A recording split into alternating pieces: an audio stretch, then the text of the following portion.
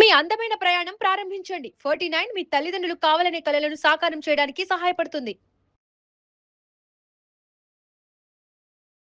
నమస్తే రమ్మగారు. నమస్తే జయ. ఏదైనా చందమామ కథ చెప్పండి రమ్మగారు. 70స్‌లోనో, 80స్‌లోనో వచ్చుంటుంది. మంచి కథ ఒకటి చదివాను. బాగుంటుంది కథ. ఒక ఊళ్ళో ఓ రామనాథం గారని ఒక ఆయన ఉండేవారు. భార్య, భర్త. ఓకే. అయితే రామనాథం గారికి ఏవో పాట పాడుకుంటూ ఉండేవాడు. సంగీతం మీద ఆసక్తి. వాళ్ళ ఆవిడ చెవులు మూసుకునేది. ఇష్టం లేకనా? ఎంతసేపు ఇలా పెదాలు పాడతావు అనేది. నువ్వు నీ పాట అనేది. చుట్టుపక్కల వాళ్ళు కూడా ఏం పెద్ద ఆసక్తిగా చూపించేవాళ్ళు కాదు. కానీ ఆయన పాడుకుంటూ ఉంటే ఒక ఆత్మానందంగా ఉండేది. ఒకళ్ళకు ఉంటుంది కదా, ఏదో ఒకటి పాడేవాడు. ఆయన నువ్వు పనులు మానేసి పాట పాడుతున్నావు అనేది, లేకపోతే నీ పాట వినలేక వస్తున్నావు అనేది. అయినా కూడా పాపం ఆయన సోలు డెడ్ కాలేదన్నమాట, పాడుకుంటూనే ఉండేవాడు. అయితే ఏమైందట, ఆయన పాటని పెద్దగా పరిగణనలోకి తీసుకోగలిగే పాటగా ఎప్పుడూ లేదు ఆయన జీవితంలో. చుట్టుపక్కల వాళ్ళు అలాగే లలాయి పదాలు పాడతాడు అలా అనేవాళ్ళు. అయితే ఏమైందట, ఒకనాడు వాళ్ళ ఆవిడేదో పక్క ఊరికి వెళ్తే ఈయన సాయంకాలం ఏదో కొంచెం అన్నం వండుకున్నాడు. ఆవు అని ఏదో పాట పాడుకుంటున్నాడు. దారిన ఒక ముగ్గురు పెద్దవాళ్ళు వెళ్తున్నారు. ఈ వెళ్ళేవాళ్ళు చీకటి పడిపోయింది, తలుపు కొట్టారు. బాబు, ఏదో వ్యాహ్యాలకని బయలుదేరాము, చీకటి పడిపోయింది, పక్క ఊరు వెళ్దాం అనుకున్నాము, ఈ రాత్రికి మీ ఇంట్లో ఆశ్రయం ఇస్తారా అంటే, అయ్యో దానికేం బాబు, రండి పడుకుందరు కానీ రండి అన్నాడు. ఏమైనా తిన్నారా అంటే ఏమీ తినలేదన్నారు. సరే, అయ్యో మా ఆవిడ ఉంటే వంట చేసి పెట్టేది, సరే ఏముందిలేండి నేను కూడా ఏదో కాస్త వండి పెడతాను, ఒక ముద్ద ఉడికేస్తా, వద్దన్నారు వాళ్ళు. వద్దులే బాబు, ముందు మగవాడివి నువ్వేం చేయకాల్చుకుంటా అంటే, పర్వాలేదండి పర్వాలేదు కూర్చోండి అని ఏవో మంచినీళ్ళు ఇచ్చి, కాస్త తాగడానికి పలచగా మజ్జిగిచ్చి, వంటింట్లో కూర్చొని నిదానంగా కాస్త బియ్యం పొంగించాడు, ఒక గిన్నెడు చారు పెట్టాడు, ఏదో నలకంత కూర లాంటిది ఏదో వేయించాడు. ఈయనకి ఏంటంటే ఏదైనా పని చేస్తుంటే ఊ ఊ అంటాం అలవాటు. సాగదీస్తాడు, కూనరాగాలు తీస్తూ పని చేస్తాడు. అదే అట అట అట అట పాడుకుంటూనే ఉన్నాడు. ఈ బయట కూర్చున్న ముగ్గురు పెద్దవాళ్ళు ఆ పాట వింటూ ఉన్నారు. ఉండేసరికల్లా బయటకు వచ్చాడు, ఆకులు వేశాడు, విస్తలేసి వడ్డించబోతే, బాబు ఏమిటో పాట పాడుతున్నావు, ఓసారి పాడబోయి బాగా వింటామన్నారు. సిగ్గుపడ్డాడు ఇతను రామనాథం గారు. అబ్బాయి అంత గొప్ప పాట కాదండి, మా ఆవిడ ఉంటే ఈ పాటికి ఎన్ని అర్పులు వచ్చేదో నా మీద అంటే, కాదు కాదు వినడానికి చాలా బాగుంది, నువ్వు ఆత్మానందంతో పాడుతున్నావు, పాడు పాడు ఏం పర్వాలేదని అన్నం వడ్డిస్తుంటే పాడమన్నారు. ఇతే ఉత్సాహం, ఎవరైనా బాగుంది బాగుందంటే ఉత్సాహం వస్తుంది. ఈయన చక్కగా బోల్డ్ పాటలు పాడాడు, వాళ్ళకి అన్నాలు వడ్డించాడు, పక్కలేసాడు, కంచ ఆకులు తీశారు వాళ్ళే. ఇతను ఇల్లు వాకిలి సర్దుకున్నాడు. మరి వంట వడ్డించిన వంట అంతా వెనక్కి సర్దుకోవాలా, అక్కడి నుంచి పక్కలేసాడు. వాళ్ళు పడుకునేదాకా పాడుతూనే ఉన్నాడు. ఉత్సాహం వచ్చింది. పడుకున్నారు. పడుకున్నాక తెల్లవారుజామున వెళ్ళొస్తాం బాబు, మేము పొద్దునే వెళ్ళిపోతాం అన్నారు. అంటే అలాగేనండి అని, ఏదైనా కోరుకుంటే చెప్పునైనా, ఏదైనా అడుగు, నీ పాట మాకు చాలా నచ్చింది, నీకు అసలు నీ మనసులో ఏముంది కోరిక అని అడిగారు. అడిగేసరికల్లా, ఏం కోరిక ఉంటుందండి, ఎప్పటి నుంచో ఒక మంచి వీణ కొనుక్కోవాలని కోరిక నాకు, అది ఎట్లా చక్కటి స్వరం ఉన్న వీణ కావాలి, ఇది నేను పాట పాడితేనే మా ఆవిడ తిట్టిపోస్తుంది, చుట్టుపక్కల వాళ్ళు ఎవరు హర్షించరు, వీణ ఏం చేసుకుంటాను నేను, కానీ ఆ వీణ మీద మనసండి నాకు అని చెప్పాడు. ఓహో బాగుందనుకున్నారు, పడుకున్నారు. తెల్లవారేసరికి వాళ్ళు వెళ్ళిపోయారు. కానీ వాళ్ళకి పక్క వేసిన ప్రాంతంలో ఒక చక్కగా బంగారు మెరుగులేంతున్న వీణ మాత్రం కనపడింది. ఆనందం పట్టలేకపోయాడు. వాళ్ళు ఎవరో దేవతలు నాకు ఈ వరం ఇచ్చారనుకున్నాడు. ఆ వీణని ఇట్లా అన్నాడు, అనగా అని మోగింది. అది ఓంకారం వస్తుంది అందులోంచి. మళ్ళీ అన్నాడు, ఇంకోసారి ఓంకారం వస్తుంది. దాని దగ్గర కూర్చున్నాడు. ఆయన చిన్నప్పుడు కాస్త వీణ నేర్చుకున్నాడు, ఆయనకు వచ్చు చిన్నప్పటి వీణ ఏదో. ఆ వీణ తీగలు శృతి అయిపోతే తీగలు శృతి చేసే ఉన్నాయి. వాయించాడు. వాయిస్తే ఎంత బాగుందంటే, పాడుకుంటూ ఉంటే ఈయనకు వచ్చే ఆనందం కంటే 100 రెట్ల ఆనందం వస్తుంది.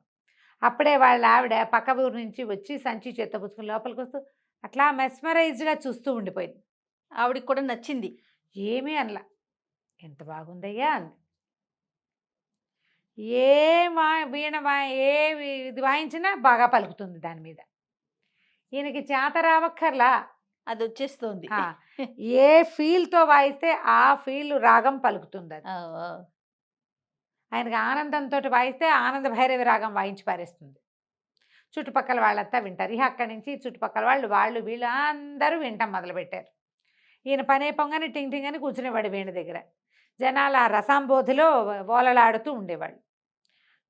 భార్య బాగుంది. ఏమీ కాదనేది కాదు. ఆయన పని అయిపోయేది, ఆయన వీణానందము అయిపోయేది.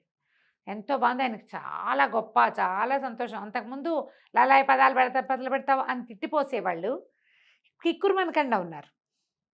దాంతో ఒక ఏమంటారు, ఒక మెట్టు ఎక్కాడు అనుకుందాం, ఆ, అలా అయిపోతాం.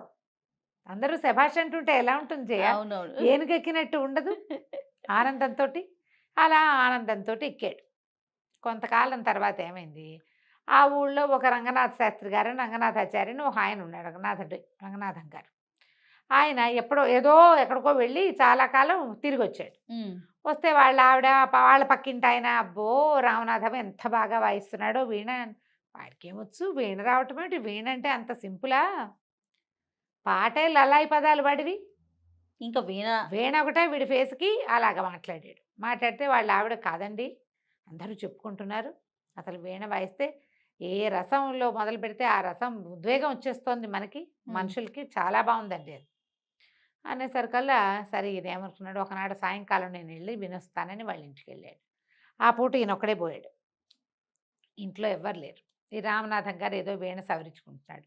ఏమిటో నువ్వెంతో బాగా వాయిస్తున్నావుట, మరి ఏదైనా ఒకటి వాయిచ్చు వింటామన్నాడు. అనేసరికల్లా అంతకుముందు ఈ రామనాథం గారికి తెలిసి రంగనాథ శాస్త్రి ఎప్పుడూ ఇతన్ని విమర్శించబడి, ఆయన ఒక పాటి గాయకుడు. ఆ ఊళ్ళో పేరెన్నిక కన్న గాయకుల్లో ఆ రంగనాథం గారు కూడా ఒకడు. ఓకే. ఈ లల్లాయి పదాలు వేసుకుని ప్రతి కచేరీలోనూ తయారవుతున్నాడని అనిపిస్తుంది. మనకి ఎలా ఉంటుంది జయ, ఒక పేరెన్నిక కన్న వాళ్ళు 10 మంది ఉన్నారనుకో, ఒక అప్కమింగ్ వాడినో లేకపోతే ఏదో ప్రయత్నం చేసేవాడినో చూస్తే చిన్న చూపుగా ఉంటుంది. అవును. వీడు ఎక్కాడేమిటి బాధపాటు స్టేజ్కి అనిపిస్తుంది. న్యాచురల్ కదా. అవును. మేము ఎంతో కష్టపడి పైకి పైకి వచ్చాం, వీడు ఇట్లా వచ్చేసాడు ఏంటి అనిపించింది. అలాగూ అనిపిస్తుంది. దానికి తోడు కొంతమంది నోరేసుకుని విమర్శిస్తారు, అవును. నీ ఫేస్కి అప్పుడే నువ్వు ఎక్కేవు స్టేజ్ అని. ఈ రంగనాథం గారు ఆ తరహా మనిషి. ఆయన విద్వత్తున్నవాడే, కాకపోతే అంటాడు గబుక్కన. 2-3 సార్లు ఇతన్ని విమర్శించాడు, నువ్వు నీ లల్లాయి పదాలు అని. సరే ఈయన ఏం చేశాడు, వీణ వాయించడం మొదలుపెట్టాడు. వీణ వాయిస్తుంటే కరుణరసం ఉన్న సంగీతం అది, కరుణరసంతో వాయిస్తున్నాడు. ఈయన ఇట్లా కళ్ళు తుడుచుకున్నాడు రంగనాథం గారు. ఈయన రెట్టించిన ఉత్సాహంతో వాయించేస్తున్నాడు. క్రమంగా లాదు అశ్రువులు వచ్చేసి, ఏడుపు వచ్చేసి, ఆయన వెక్కిళ్ళు పెట్టి ఏడ్చేస్తున్నాడు. ఏడ్చేడ్చి ఆయన అవతల వాళ్ళు అంత ఉద్వేగ పడుతుంటే ఇది ఆపేయాలి. ఆపట్ల అయిన ఈ రామనాథం గారు ఆపట్ల పగ తీర్చేసుకుందాం అనిపించింది ఆయనకి.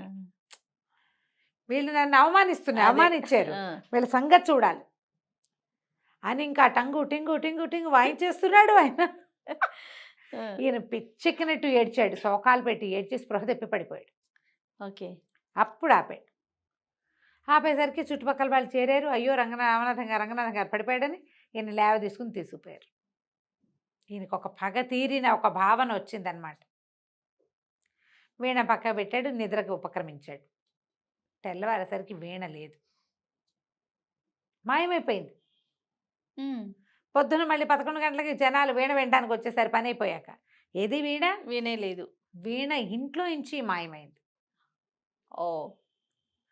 అప్పుడు రామనాథం గారు చెంపలేసుకున్నాడు, నాది పొరపాటు, ఆత్మానందం కోసం నేను పాడుకుంటున్నానని సంతోషించి ఆ గంధర్వులో ఎవరో నాకు ఆనందంగా ఉంటానని వేణిచ్చారు, నేనేమో నేను నా పగ తీర్చుకోవడానికి సాధనాన్ని చేసుకున్నాను దాన్ని. ఆయన దుఃఖపడుతుంటే కూడా నేను ఆపకుండా ఆయన స్పృహ తప్పిపోయేలాగా చెయ్యాలని పగ నాది. దేవతలు ఎప్పుడూ వాటిని సమర్థించరు. నువ్వు సంతోషంగా ఉండు, నీ సంతోషం కోసం ఏమైనా ఇస్తాం, నీ సంతోషం పక్కవాడి దుఃఖానికి కారణం కానే కాకూడదు. అందుకని ఆ వీణ మాయమైపోయింది. చిత్రవీణ చిత్రంగానే మాయమైపోయింది. ఆ తర్వాత ఆయన పాడడం కూడా మానేశాడు. కథ కంచికి మనం ఇంటికి. భలే ఉంది రమ్మగారు, చాలా బాగుంది, మంచి కథ కదా. అవునండి. నమస్తే. నమస్తే జయ. నమస్తే రమ్మగారు. నమస్తే జయ. రమ్మగారు, ఏదన్నా మంచి చందమామ కథ. పూర్వం ఇదివరకుట ఈ గొర్రెల కాపర్లు వాళ్ళు ఉండేవాళ్ళు. ఒక పల్లెటూరులో ఒక కొండ ఊరిలో, కొండ ఊరు ఉందన్నమాట. ఒక గొర్రెల కాపరి ఉండేవాడు. వాడికి 100 గొర్రెలు ఉండేవి. అయితే ఏమైంది, వాడు ఏదో కొంచెం అయోమయంగా ఉండేవాడు. గొర్రెలు మేపుకుంటూ ఉండేవాడు. వాడికి పక్క ఊళ్ళో ఏదో పని వచ్చింది. అయితే గొర్రెలకు కాపలా ఎవరినైనా పెట్టాలి కదా, బాగా ఆలోచించాడు, అటు ఇటు చూసాడు, ఎవరు కనపడలా. ఏం చేస్తాం, గొర్రెలకి దిక్కులేని వాడికి దేవుడే దిక్కు. గొర్రెలని దేవుడికి వదిలిపెడదామని వదిలిపెట్టాడు. ఎవరైనా చేస్తారా? సరే నడిచి వెళ్ళటం మొదలుపెట్టాడు. పక్క ఊరు వాటిని వదిలేసి వదిలేసి వెళ్ళిపోయాడు. మరి పని ఉంది, ఓరిని. ఎవరు కాపలాగా ఎవరిని పిలుస్తాం ఇప్పుడు కొండ మీద, ఓకే. అందుకని వెళ్ళిపోయాడు. వెళ్ళిపోతే వెళ్తూ ఉంటే ఇంకా కాసేపట్లో ఆ ఊరు వస్తుందనగా ఒక ఆయన ఎదురుపడ్డాడు. ఎరా అబ్బిగా ఎక్కడి నుంచిరా, ఏమిట్రా, ఎట్రా వెళ్తున్నావు, గొర్రెలు ఏవిరా అని అడిగాడు. ఆ గొర్రెలు కొండ మీద ఉన్నాయి బాబాయ్, మరి నేను పక్కూళ్ళో చిన్న పని ఉంది దానికోసం వెళ్తున్నాను అన్నాడు. గొర్రెలకి ఎవరిని పెట్టేవరా కాపలా అన్నాడు. ఎవరో ఏముంది బాబాయ్, దేవుడు లేడా అన్నాడు. దేవుడే కాపలా అనగానే అదేంట్రా నీ మొహం అన్నాడు. అదేం బాబాయ్, దేవుడే దిక్కని పూజారి గారు అయ్యగారు చెప్పట్లా, హరికథలో కూడా విన్నాను నేను. దిక్కు లేని వాడికి దేవుడే దిక్కు, నాకు దిక్కు లేదు, నాకు దేవుడే దిక్కు. శభాష్. ఎవరిని పిలుస్తాను కొండ మీదకి, ఏమైపోతుందిలే, దేవుడు చూడ్డా ఆ మాత్రం దేవుడు చెప్పు, కరెక్ట్ కదా, అంతే అంతే చాలా కరెక్ట్ రామగారు అని అందుకని వెళ్ళిపోతున్నాను బాబాయ్ అన్నాడు. ఊరి వీడి కడుపు కాలే, వీడు ఇంత తెలివే వీడికి, వీడి చూడు ఇదేం తెలివి. ఆయన ఏం చేస్తాడు, దేవుడే చూస్తాడు, వీడి రోగం బాగా కుదురుస్తాడని ఇంటికి వెళ్తూ వెళ్తూ 25 మంచి సలీసుగా బాగా కండపెట్టిన గొర్రెల్ని ఏరుకుని తోలుకెళ్ళిపోయాడు. వీడు సాయంకాలం చీకటి పడే వేళకు వచ్చాడు, గొర్రెలను ఇంటి దగ్గరికి మలుపుకున్నాడు. కిందకి మలుపుకు రావాలి కదా, మలుపు వచ్చాక ఏంటో మంద చిన్నదైంది అనిపించింది, పొద్దున్న చూస్తే 25 లేవు. ఆయన పట్టుకుపోయాడు కదా, దేవుడే చూస్తాడన్నాడు. వీడు లపోదిపో సరిపోయి పూజారయ్య గారు ఉన్నాడు ఆ ఊళ్ళో, ఆయన్ని అడిగాడు. గొర్రెల కాపలా ఎవరు లేరండి, ఏం చేయాలో తెలియట్లేదంటే, అరే 2 కుక్కలు పెట్టుకోరా, కుక్కలు గొర్రెల మందని మేపుతాయి. అవునండి, మేపుతాయంటే అదే కాపలాగా వస్తాయి అదేలేండి. అని చెప్పాడు. 25 గొర్రెలు పోవడం అంటే చిన్నదే. అమ్మో. సరే అక్కడి నుంచి ఏమైంది, ఆ కుక్కల కోసం చూసి కాపలా కాయగలిగే కుక్కల్ని ఎవరు అమ్ముతారో వెతికాడు. వెతికి 2 మంచి బ్రహ్మాండంగా దిట్టంగా ఉన్న కుక్కల్ని తెచ్చుకున్నాడు. తెచ్చాక ఆయన ఏం చెప్పాడంటే, 2 పలాల మాంసం తింటాయి కుక్కలు, రోజు చెరుకు అంతా మాంసం పెట్టమన్నాడు. మాంసం పెట్టమంటే మాంసం ఎక్కడికెళ్ళి తెస్తాం అని ఆలోచించి, సరే ఎలుకలు బాగా కనపడతాయి, చెరుకో ఎలుక కుక్కకి, ఆ మాత్రం ఎలుకనే. ఈ పొలాల్లో ఎలుకలు పెట్టేవాళ్ళు ఉంటారు కదా, వాళ్ళ దగ్గర బేరం కుదుర్చుకున్నాడు. పొద్దున్నే తను సర్ది తినేటప్పుడు చెరుకో అంతా అన్నం పెట్టేవాడు, చెరుకో ఎలకని ఇచ్చేవాడు. ఆ కుక్కలు ఆ అన్నం తిని ఆ ఎలుకలను తిని ఆయన కూర్చుని ఉండేవి. ఎవరైనా వస్తే ఆ పెద్ద వీడు ఏం పెట్టాడని నేను అరుస్తాను, నాకెందుకు వచ్చింది అని ఊరుకునేవి. సరే ఏమైంది, కొండ మీదకి తీసుకెళ్ళేవాడు. అయినా కూడా అప్పుడోటి చొప్పున గొర్రెలు పోయేవి. ఇంత కుక్కల్ని మేపుతున్నాం కదా, కుక్కల్ని మేపుతున్నాం మనం, 2 ఎలుకలు పెట్టి 2 ఇంతలు అన్నం పెట్టి, చెరుకో వీసుడు అన్నం పెడుతున్నాం కదా, చెరుకో ఎలుకని ఇస్తున్నాము, ఇంకా ఏమిటి వీటికి, ఈ కుక్కలకి ఇంతకంటే ఎందుకు అని చెప్పి అనుకునేవాడు. గొర్రెలు మాత్రం పోయేవి. తోడేళ్ళు వచ్చేవి మందలోకి వచ్చి ఏం చేసేవి, ఓ గొర్రెని లాక్కుపోయి సగం పీక్కు తినేవి. ఈ కుక్కలు వాటి వెనకాలే పోయేవి కానీ అరిచేవి కాదు. తోడేళ్ళు తినగా వదిలేసిన గొర్రెల్ని ఇవి తినేసి స్థిమితంగా ఉండేవి. మధ్య మధ్యలో వాటికి అనిపించేది, ఈ గొర్రెలు మన యజమానివి కదా అని, కానీ వాడు కాదుగా పెట్టింది, అయినా కూడా పోయేవి. ఇలా అయిపోతుండేది. మరి వీటికి గొర్రెలను చంపడానికి రాదు కుక్కలకి, వాటికి అంత రాదు, వాటికి ఆ పని కాదు వాటిది. ఎవరో వచ్చి చంపితే మాంసపు వాసనకి పోయి తినేవి. ఇంకా కొన్ని రోజులు గడిచేసరికల్లా ఏమైంది, ఒక్కోటి తగ్గిపోయి మంద చిన్నదైపోయింది.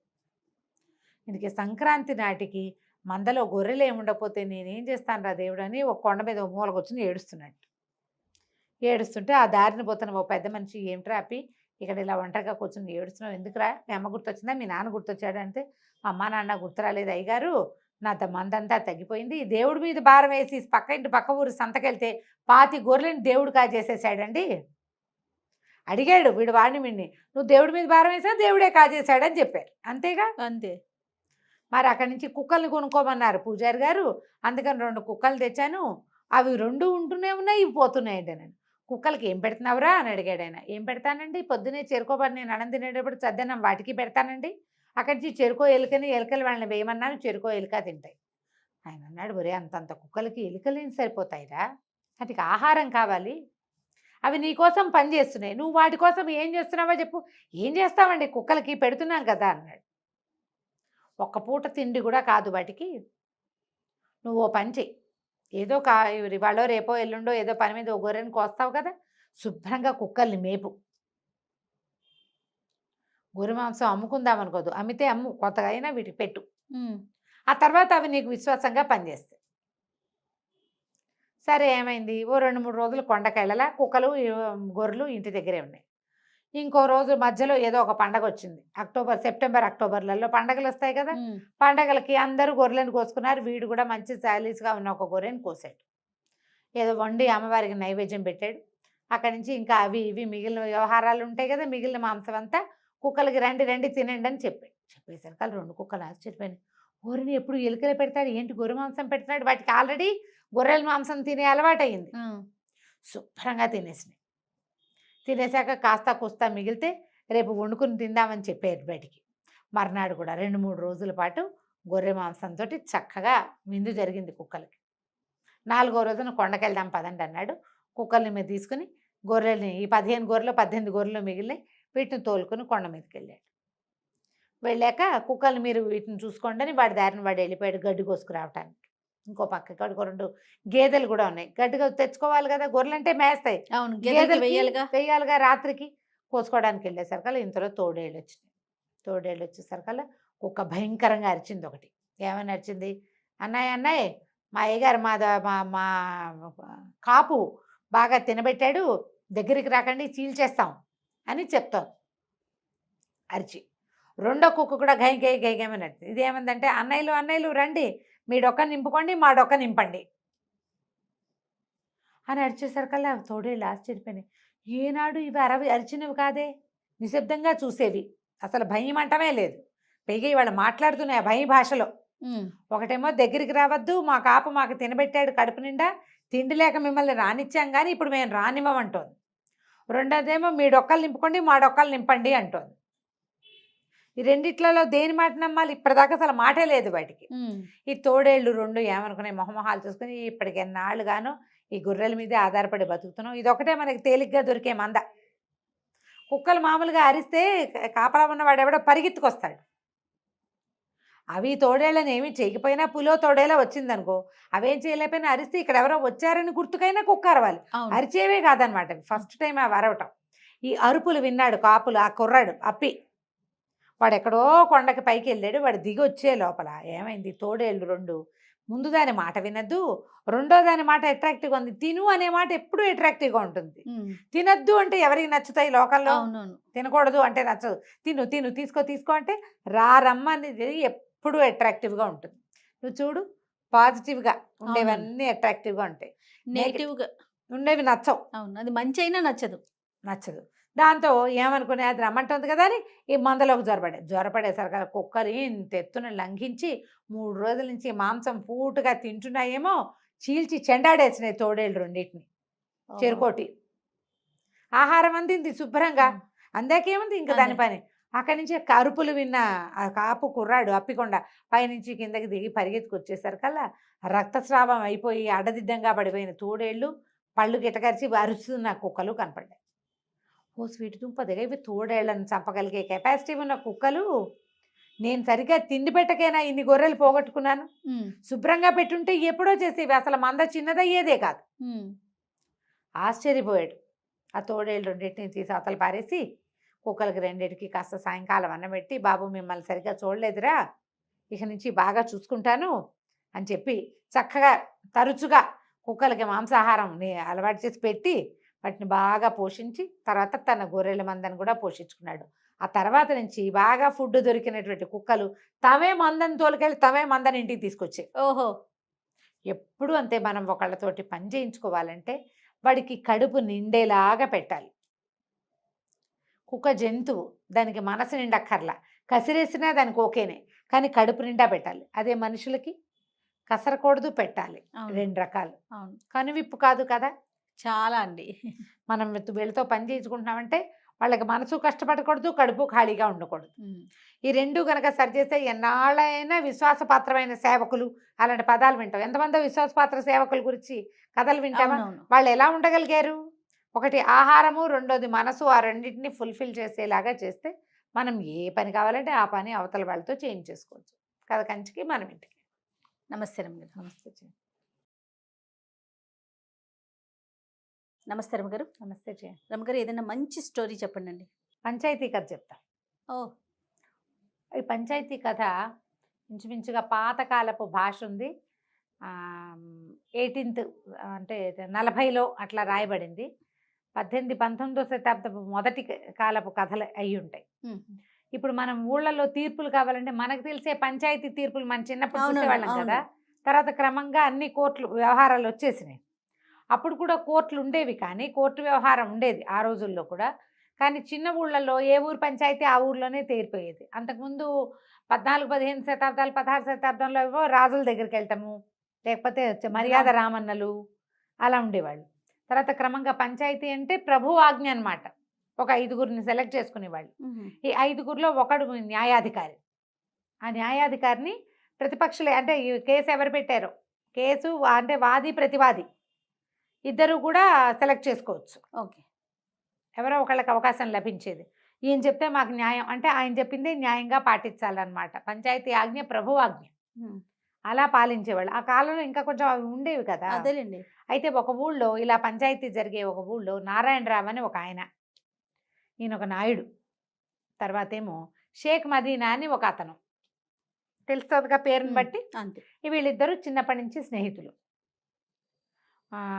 మదీనా కొంచెం దురుసువాడు, నారాయణరావు కొద్దిగా మృదు స్వభావం. దురుసువాడైనా కూడా వీళ్ళిద్దరూ ఫ్రెండ్లీగానే ఉండేవాళ్ళు. చాలా విషయాల్లో వ్యాపారాలు అవి చిన్న చిన్న వాటాలప్పుడు కలిసేవాళ్ళు, ఏదైనా వ్యవహారం ఉన్నప్పుడు కలిసి మాట్లాడుకునేవాళ్ళు. తర్వాత ఒకళ్ళకి మీద ఒకళ్ళకి ప్రీతి ఉండేది. ఇంకా ఇంకా ఎలా ఉండేదంటే, నారాయణరావు ఏదైనా యాత్రలకు వెళ్తే తన పొలం పుట్ర వ్యవహారాలన్నీ ఈ మదీనాకు అప్పచెప్పేవాడు.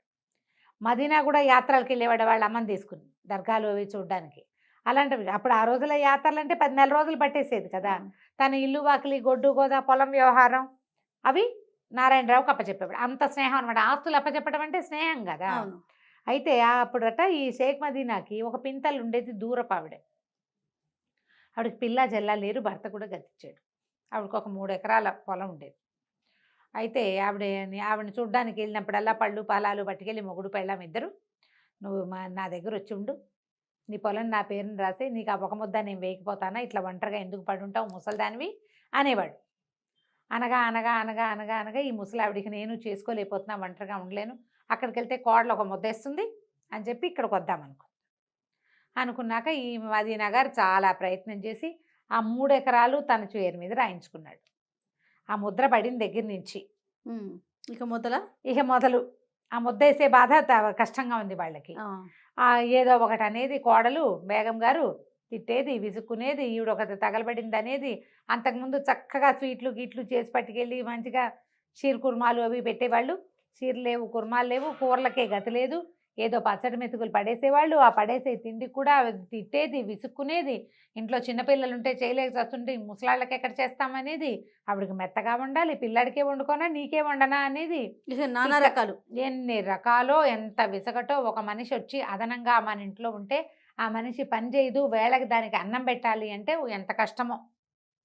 లోక సహజంగా జరిగేదే కదా. అక్కడి నుంచి ఏరా నాయన ఒకరోజు చెప్పింది దీనికి, మదీనాకి. ఆ మదీనా కూడా విసుక్కునేవాడు, ఏమిటి వెళ్ళపడా లేకుండా ఇప్పుడేమో తిండి అలా అనేవాడు. ఎదురుపడి ఏమనేవాడు కాదు, కానీ విసుక్కునేవాడు, వినపడుతూనే ఉండేది ఆవిడికి. ఇక ఉండలేక ఆవిడ విసిగిపోయి ఓ రోజు వచ్చి, ఈ మదీనా నాయన నేను వేరే ఉంటా, నీ ఆవిడ బాధలు నేను పడలేకుండా ఉన్నా, నాకు నెలసరి ఖర్చు ఇచ్చేయి, నువ్వు నాది కాచుకుని తాగుతా, నేను మీ ఇంట్లో నీకు అడ్డంగా ఉండను, నీ పిల్లల మధ్యలో నేను కూడా ఓ పిల్లగా ఉంటే మీ ఆవిడ భరించలేకపోతుంది అనేసరికల్లో కేకలేశాడు. అదేమిటి ఇంకా నయం, కాచుకుని తాగటం ఏమిటి, నీకు పైగా నువ్వు నాకు ఇచ్చిన దానికి నేను నీకు నెలసరి ఇచ్చేదానికి సరే ఒక నెలకు వస్తుంది, మిగిలిన 11 నెలలు నీకు ఎవడిస్తాడు, ఏదో ఒక వేస్తున్న ముద్ద తిని ఉండాలి కానీ అన్నాడు. నా పొలం రాయించుకునేదాకా నువ్వు ఆగలేదు కదుట్రా అందావిడ. అనేసరికల్లా ఏమన్నాడు, నువ్వు ఇన్నాళ్ళు బతుకుంటావని నాకు తెలుస్తామా, చస్తున్నాను నేను మొయ్యలేకన్నాడు. దాంతో ఆవిడ ఇంకా ఊరుకోలే. పైగా చుట్టుపక్కల ముసలమ్మలు ఉంటారు కదా, నీ పొలం తింటూ వాళ్ళు నువ్వు అంటమేమిటి అని ఈవిడ ఎగసం చూశారు. సరే ఈవిడ పంచాయతీకి వెళ్ళింది. పంచాయతీలో ఎవరెవరిని పెట్టుకోవాలో వాళ్ళందరికీ ఇళ్ళకెళ్ళి మాట్లాడింది. ఎందుకమ్మా ముసలిదానివి, రేపొద్దున నేను అయిపోయామంటే నిన్ను లాగిపడేయాల్సిన వాడు వాడేను, మరి అట్లా చేసుకోబోక పంచాయతీ దాకా వెళ్ళొద్దు అని వెళ్ళొద్దు చెప్పారా? అని చెప్పారు. కాదంది ఆవిడ. కాదు 3 ఎకరాలు నా పొలం నా దగ్గర ఉంటే ఎవడో ఒకడు రోడ్డు మీద పోయేవాడైనా లాగేస్తాడు. అంతేగాని నన్ను అడిగి నన్ను ఇంటికి తీసుకొచ్చాక ఈ రకంగా చేసిన వాడితోటి నేను చచ్చినా ఉండనంది ఆవిడ. గట్టిగా ఉంది. ఆవిడ అలా వెళ్ళి నారాయణరావు వాళ్ళ ఇంటికి కూడా వెళ్ళి, నారాయణరావు ఆ ఊళ్ళో ఉన్న పెద్ద మనిషి, నాయుడు కదా అతను, పెద్ద నాయుడు. అడిగింది. అడిగి, బాబు నాయుడు గారు, నువ్వు చిన్నప్పటి నుంచి నేను నీకు తెలుసు కదా, నువ్వు కూడా మదీనాతో పాటు ఎన్నిసార్లు మా ఇంటికి వచ్చావు, పండగ వేళ నేను నీకు కూడా పాయసం చేసి పెట్టాను, మరి చూడు ఇదంతా అన్యాయమో, వాడు మదీనా నన్ను పొలం అడగటం నీకు కూడా తెలుసు కదా అని అన్నది. అనేసరికల్లా ఆయన ఏమన్నాడు, బాగానే ఉందమ్మా, కాకపోతే మదీనా నేను స్నేహితులు, నే కాదన్ను, వాడికి ఎదురు నేను చెప్పలేను, న్యాయం అన్యాయం నాకు తెలిసినా కూడా మిగిలిన పంచాయతీ వాళ్ళు ఎవరేమంటారో చూడు, వాడితో నా స్నేహం చెడిపోతుంది, నేను వచ్చి కూర్చున్నా బాగుండదంటే, బాబు ఇంతేనా, న్యాయం ధర్మం లేవా నాయనా, మీ నాన్న ఎంత గొప్పవాడు, పెదనాయుడు గారు ఎంత గొప్పవాడు, నువ్వు ఇట మంచివాడివి, నువ్వు కూడా ధర్మాత్ముడివి, నాకు తెలుసు కదా నీ వ్యవహారం అంతా, వచ్చి పంచాయతీలో అన్నా కూర్చోవా అని అడిగింది. సరే నేను యువతలు కూర్చుంటానమ్మా, నేను పంచాయతీలో ఉండను, పక్కన కూర్చుంటాను అన్నాడు. బాగుంది. సరే వస్తానన్నాడు. ఆ పంచాయతీ రోజున వాళ్ళు ఓ 10 మంది చేరారు, ఈ మదీనా కూడా వచ్చాడు. మరి ఎవరినైనా సెలెక్ట్ చేసుకోండి ఒకళ్ళ న్యాయానికి అంటే, ముసలమ్మ ఎవరైనా నాకు పర్వాలేదు అంది, కానీ నాకెందుకు, ఆవిడే కదా కేసు పెట్టింది, ఆవిడకే ఇవ్వండి అన్నాడు. అంటే నేను నారాయణరావుని ఎన్నుకుంటానంది ఆవిడ. అందరిలో అనేసరికి ఇప్పుడు నేను కాదనకూడదు, నారాయణరావు తప్పు, ఈ మదీనాకి ఏమన్నా అమ్మాయి నారాయణరావుతో నా స్నేహితుడు అనుకున్నాడు. చిన్నప్పటి నుంచి గోళీలు ఆడుకుంటూ పెరిగాం మేము, మనమాటే చెప్తాడు కదా, ఓకే, ఎట్లా కొట్లా వాడి దగ్గరే ఉండు, ఇప్పుడు వెనక్కి నీకు 3 ఎకరాలు ఇప్పించాం తూచంటాడు అని నమ్మాడు. ఆ గట్టెక్కి కూర్చునేసరికి నారాయణరావు కనిపించింది, మదీనా నా స్నేహితుడైతే ధర్మం కదా నాకు స్నేహితుడిగా ఉండవలసింది, మదీనా తరఫున నేను మాట్లాడకూడదు అని ముసలమ్మకి ప్రతి నెల డబ్బివ్వు, లేదా ఆమె పొలం ఆమెకి ఇవ్వు అని చెప్పాడు. ఇదే చెయ్యాలి. పొలం ఇస్తావా, నెలసరి డబ్బు ఇస్తావా, నువ్వు నెలసరి డబ్బంటే చాలున ఆవిడ బతుకున్నంత కాలం నువ్వు పంచాయతీలో సమర్పించాలి, ప్రతిరోజు ప్రతి నెల పంచాయతీ నుంచి డబ్బులు తీసుకుంటుంది అనేసరికి ఇక తప్పనిసరి అయిపోయింది. ఏ పొలం అయితే ఈవిడి పేరు తన పేరు మీదకి మార్పించుకున్నాడో అది కూతురికి కట్నంగా ఇస్తానని ఒప్పుకున్నాడు ఎవరికో, ఇప్పుడు అది ఇవ్వలేడు. నెల ఒక 5 రూపాయలు 4 ఆ రోజుల్లో రూపాయలే కదా, ఓ 3 రూపాయలు తెచ్చి ఇక్కడ పెట్టాలి. ముసలమ్మ ఆవిడ కాచుకుని తాగుతుంది, వాళ్ళతో సంబంధం లేకుండా. ఇక నా ఎంత కోపం వచ్చిందంటే, మదీనాకి దౌరవురా దుర్మార్గుడు, చిన్నప్పటి నుంచి నేను స్నేహంగా ఉన్నాను, ముసలిదాన్ని వాడి దగ్గరే ఉండవమ్మా అని చెప్తే సరిపోయేది కాదు అని చెప్పి పిచ్చి కోపం వచ్చేసింది. ఏమంటే బాగున్నారా అని అలా ఇంటి దాంట్లోకి వచ్చేసారు వాళ్ళు. కనపడితే పలకరింపు తప్ప ఇక మళ్ళీ నారాయణరావుతో స్నేహాన్ని నెరపల. కొద్ది రోజులు కొంతకాలం గడిచాక ఈ నారాయణరావు 2 మైసూరెడ్ల జతను ఒకదాన్ని కొనుక్కొచ్చాడు. 2 ఎడ్లు ఎంత బాగుండేవో, భలే అందంగా ఉండేవి. అయితే ఏమైంది, ఆ ఎడ్ల జతలో ఒకటి కొంచెం ఓ ఏడాది పాటు బండికి కట్టారు, బాగా తిరిగినాయి, ఊళ్ళో అందరి దృష్టి వాటి మీద ఉండేది, ఎంత అందమైన జంటో అవి. సడన్గా ఒక ఎద్దు కాస్త చనిపోయేసరికల్లా మదీనా అందరి దగ్గర ఫ్రెండ్స్ దగ్గర ఏమనేవాడంటే, నాకు అన్యాయం చేశాడు, వాడికి శాస్తి అయింది, నాదే కొట్టింది, బేగం గారు కూడా అలాగే అనేది, ఇట్లాగే అనేవాళ్ళు వెనకాల మాటలు అనమాట.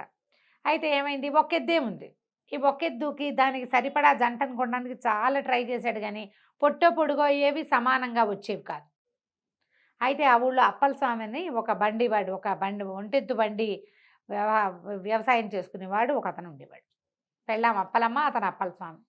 అతను ఏం చేశాడు, ఈయన దగ్గరకు వచ్చి, నారాయణరావు నాకు ఒంటెద్దు బండి ఉంది కదా, పాత ఎద్దు ఎప్పుడో పోయింది, బండి అలాగే ఉండిపోయింది, మరి ఊళ్ళో అంతా మాసోళ్ళు వచ్చినా ఇప్పుడంతా వడ్లను ఇళ్ళకి చేర్చుకునే రోజులు, ఇలాంటప్పుడు కనుక నాకు ఎద్దు దొరికిందా, నేను చాలా హాయిగా వ్యాపారం చేసుకుంటాను అని మీ ఎద్దుని నాకు ఇవ్వండి అన్నాడు.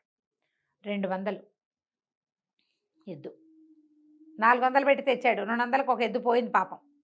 ఈ రెండో ఎద్దుకి 200 అంటే ఏమన్నాడు, అలాగే బాబు కొంచెం వ్యాపారం సాగనివ్వండి ఇస్తానన్నాడు. సరే ఈ బండి కట్టుకుంటే బండి చక్క పరిగెత్తేది, విపరీతంగా బండి వ్యాపారం చేసుకున్నాడు అప్పలస్వామి.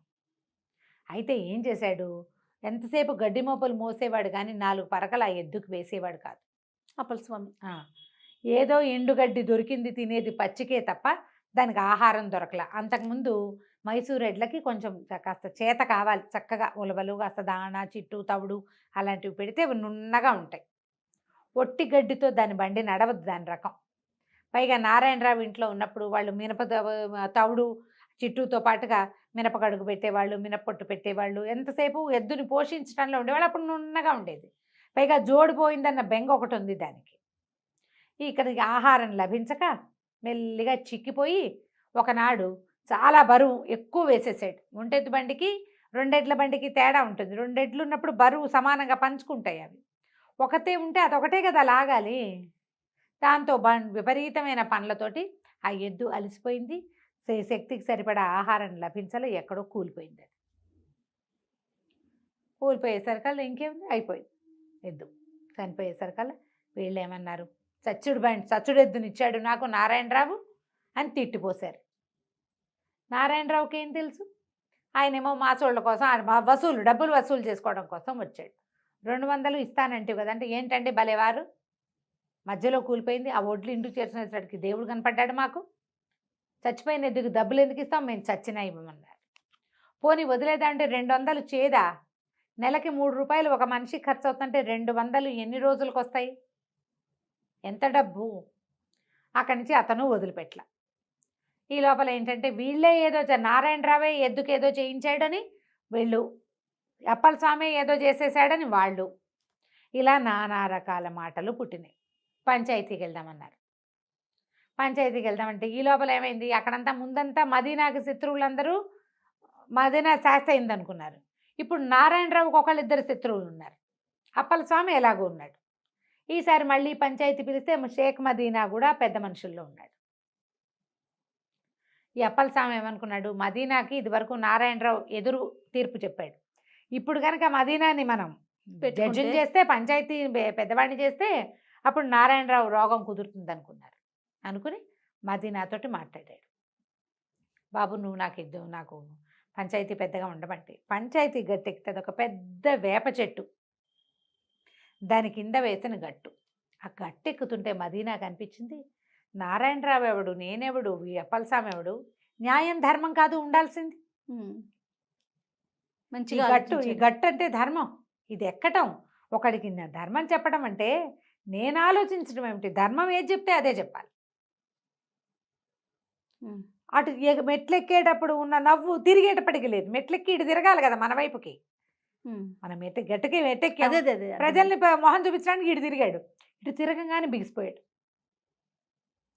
నారాయణరావు ఎద్దు అప్పలస్వామి తీసుకున్నాడు. ఈ 1-2 నెలల నుంచి అతను ఎంత వ్యాపారం చేశాడో ప్రపంచానికి తెలుసు. ఎద్దు చనిపోవడానికి కారణం ఇప్పుడు పంచాయతీ వాళ్ళు కూడా 2 రకాలు చెప్పారు. ఎద్దెటాకు చచ్చిపోయింది కాబట్టి నారాయణరావు కొంత బేరం తగ్గించుకుంటే బాగుంటుంది 200 కాకుండా అని. ఎద్దు చచ్చిపోవడానికి అప్పలస్వామి కారణం, వాడిని శిక్షించాలని రెండోది. ఇతను చెప్పాలి అసలు తీర్పు. అంతకుముందు ముసలమ్మప్పుడు కూడా అంతే, పొలం ఇస్తావా ఈ అమ్మాయిని పోషిస్తావా అని. అయితే ఇతను ఏమన్నాడంటే, ఎద్దు చనిపోవడానికి నారాయణరావుకి సంబంధమే లేదు. 2-3 నెలల పాటు ఎద్దు మీద వ్యాపారం చేసి డబ్బులు వెనకేసుకున్నవాడు మొదటి నెల డబ్బులు రాగానే నారాయణరావుకి ఎందుకు ఇవ్వాల? ఎద్దుకు ఆహారం పెట్టకుండా చంపేసినందుకు మనకు సంబంధం లేదు, ఆ పాపం వాడిది. దాంట్లో ఎవరూ భాగం తీసుకోరు. నారాయణరావుకి 200 కట్టి తీరవలసిందే. పంచాయతీ చెప్తే ప్రభువు చెప్పినట్టే అంతే. ఈ పంచాయతీ గట్టు దిగిన ఆ మదీనా వెళ్ళి నారాయణరావుని కావలించుకున్నాడు. నన్ను క్షమించు, ధర్మంలో ఉన్న విలువ ఏమిటో గట్టి ఎక్కాక కానీ నాకు అర్థం కాలేదు. ఆనాడు నువ్వు నా వైపు వహించలేదని నేను అనుకున్నాను, ధర్మం వైపు వహించావని నాకు ఇవాళ అర్థమైంది అని చెప్పి అప్పటి నుంచి మళ్ళీ స్నేహంగా ఉండటం మొదలుపెట్టారు. ధర్మానికి ఉన్న విలువది, దాని వైపు నిలబడ్డవాడు కాలక్రమానైనా వాడి ధర్మం ఏమిటో మిగిలిన వాళ్ళకి అర్థమవుతుంది. బాగుంది కదా కదా, చాలా బాగుంది రమ్మగారు. నమస్తే జయ. నమస్తే రమ్మగారు. నమస్తే జయ. రమ్మగారు, అన్ని దానాల్లోకెల్లా అన్నదానం చాలా గొప్పదని చెప్తుంటారు కదా, దీనికి సంబంధించి మహాభారతంలోని కొన్ని స్టోరీస్ కూడా మనం చెప్పుకున్నాం. అలాంటిది ఏమన్నా స్టోరీస్ ఉన్నాయా? దాన మహిమ చాలా మంచి మంచి కథలు ఉన్నాయి జయ. చందమామ కథ ఒకటి నేను చదివాను. అయితే ఈ మధ్య ఇవాళ లేదా నిన్న ఒక ఆవిడ పంపించారు నాకు ఆ కథ, చాలా నచ్చింది. అండ్ నేను ఇదివరకు చదివిందే, సరే అది చెప్దామని, కరెక్ట్గా సిచ్యువేషన్ కుదిరింది కదా. అవునవును. పూర్వం ఒక ఎక్కువగా వేస్ట్ చేసేది కూడా అన్నమేనండి. అన్నమే ఎక్కువగా పడేసేది మనం అన్నమే పడేస్తూ ఉంటాం. అవును, ఎక్కువ ఎక్కువ వండుకుంటాం, ఆ. ఎవరో రారు, మనకి తిన్నరు ఇంట్లో వాళ్ళు గబుక్కున. వేస్ట్ చేసేస్తాం. అవును. పూర్వం ఒక బ్రాహ్మణ ఆయన నిత్యము అన్నదానం చేసేవారు. ఆ ఊరు వచ్చిన అతిథి అభ్యాగతుల ఊళ్ళోంచి వెళ్ళేవాళ్ళు అలాగే కదా దానాలు చేసేవాళ్ళు. సహపంక్తిని భోజనానికి ఎవరైనా లేకపోతే తినకుండా ఉండిపోయేవాడు. ఎవరు రాకపోతే ఆ వీధిలో వాళ్ళని ఎవరినైనా వెళ్ళి ఏదో అక్కడే పని మీద వెళ్తున్నాడు, రాబోయే మా ఇంటికి భోజనానికి అని పిలిచి భోజనం పెట్టేవాడు. ఆయనకి ఇష్టం అట్లా. అయితే ఈ అన్నదానం చేయటం చాలా గొప్ప విషయం, కానీ అసలు దాని ఫలితం ఏమిటి తెలుసుకోవాలని అనిపించేది. వాళ్ళ ఇంటికి వచ్చిన వాళ్ళందరినీ అడిగేవాడు, అన్నదానం చేస్తే ఫలితం ఏం లభిస్తుందండి అని. ఏమో అన్నదానం చాలా గొప్పది, ఫలితం తెలీదు. అయితే ఒక ఆయన ఏమన్నాడంటే, అన్నదానం అంటే కాశీ అన్నపూర్ణని అడగాలి. అన్నపూర్ణ ఆవిడ అన్నదానం చేస్తుందమ్మ, ఆవిడ వల్లే కదా అన్నం వచ్చేది, ఆ అమ్మ చెప్పాలి సమాధానం దీనికి అన్నాడు. అంటే ఈయన ఏం చేశాడు, తన ప్రాంతం నుంచి బయలుదేరి కాశీనగరానికి వెళ్ళిపోయాడు. గంగ ఒడ్డున కూర్చుని పార్వతీదేవి కోసం, ఈ అన్నపూర్ణ స్వరూపంలో ఉన్న అమ్మవారి కోసం తపస్సు చేశాడట. అయితే ఆవిడ ఏమంది, ప్రత్యక్షమైంది. చాలా చాలా రోజులు దీక్షగా తపస్సు చేశాక ప్రత్యక్షమై, అబ్బాయి చాలా అత్యద్భుతమైన ఫలితమే ఉంది, కాకపోతే నేను నీకు ఇప్పుడు చెప్పినా తెలియదు. హేమవత పర్వతం, ఆ పర్వత ప్రాంతానికి వెళ్ళు. హేమవత పర్వత ప్రాంతాన్ని పరిపాలించే రాజు ఒక ఆయన ఉన్నాడు, ఆయనకి సంతానం లేరు. నువ్వు వెళ్ళి ఆయన్ని దీవించు, కుమారుడు కలుగుతాడు, అతనికి ఒక కుమారుడు కలుగుతాడు. నీకేమి ఇవ్వాలి అని అడుగుతాడు రాజు. పిల్లవాడు పుట్టగానే ఎవ్వరూ లేకుండా ఏకాంతంతో నువ్వు ఆ పిల్లవాడితో గడిపే అవకాశాన్ని అడుగు. పుట్టగానే ఆ పిల్లాడిని నీ చేతిలో పెట్టాలి, రాణి కూడా ఉండకూడదు అక్కడ. ఆ పిల్లవాడు నీకు చెప్తాడు అని చెప్పింది అమ్మవారు. సరే నమస్కారం చేశాడు, అమ్మవారు వెళ్ళిపోయింది. ఈ హేమవతానికి బయలుదేరాడు. అప్పుడంతా కాలినడకలు కదా, ట్రాన్స్పోర్టేషన్ ఏముంది, నడుచుకుంటూ వెళ్ళటమే. కాశీనగరానికి కొన్ని నెలల తరబడి నడిచి అక్కడ తపస్సు చేశాడు. అక్కడి నుంచి ఇక్కడికి బయలుదేరాడు. అయితే ఈ పర్వత ప్రాంతానికి వెళ్ళేసరికి ఒక చోట చీకటి పడిపోయింది.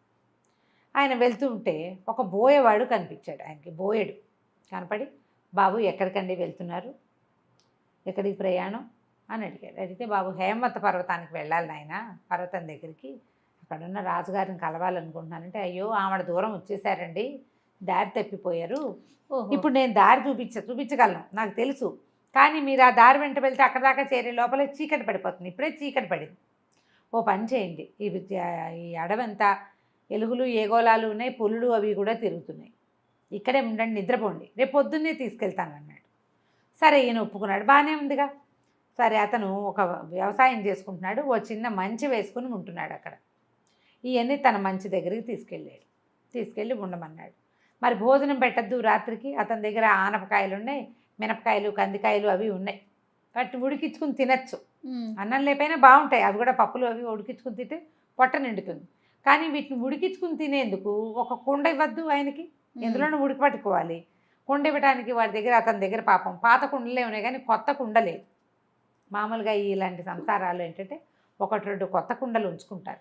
ఇలా బ్రాహ్మలు ఎవరైనా ఆ దారిని పోతుంటే వాళ్ళకి ఒక కొత్త కుండ ఇస్తే ఆ కుండలో వండుకుని తింటారు. తాము మాంసం వండుకునే కుండ ఆయనకి ఇవ్వబుద్ధి కాల.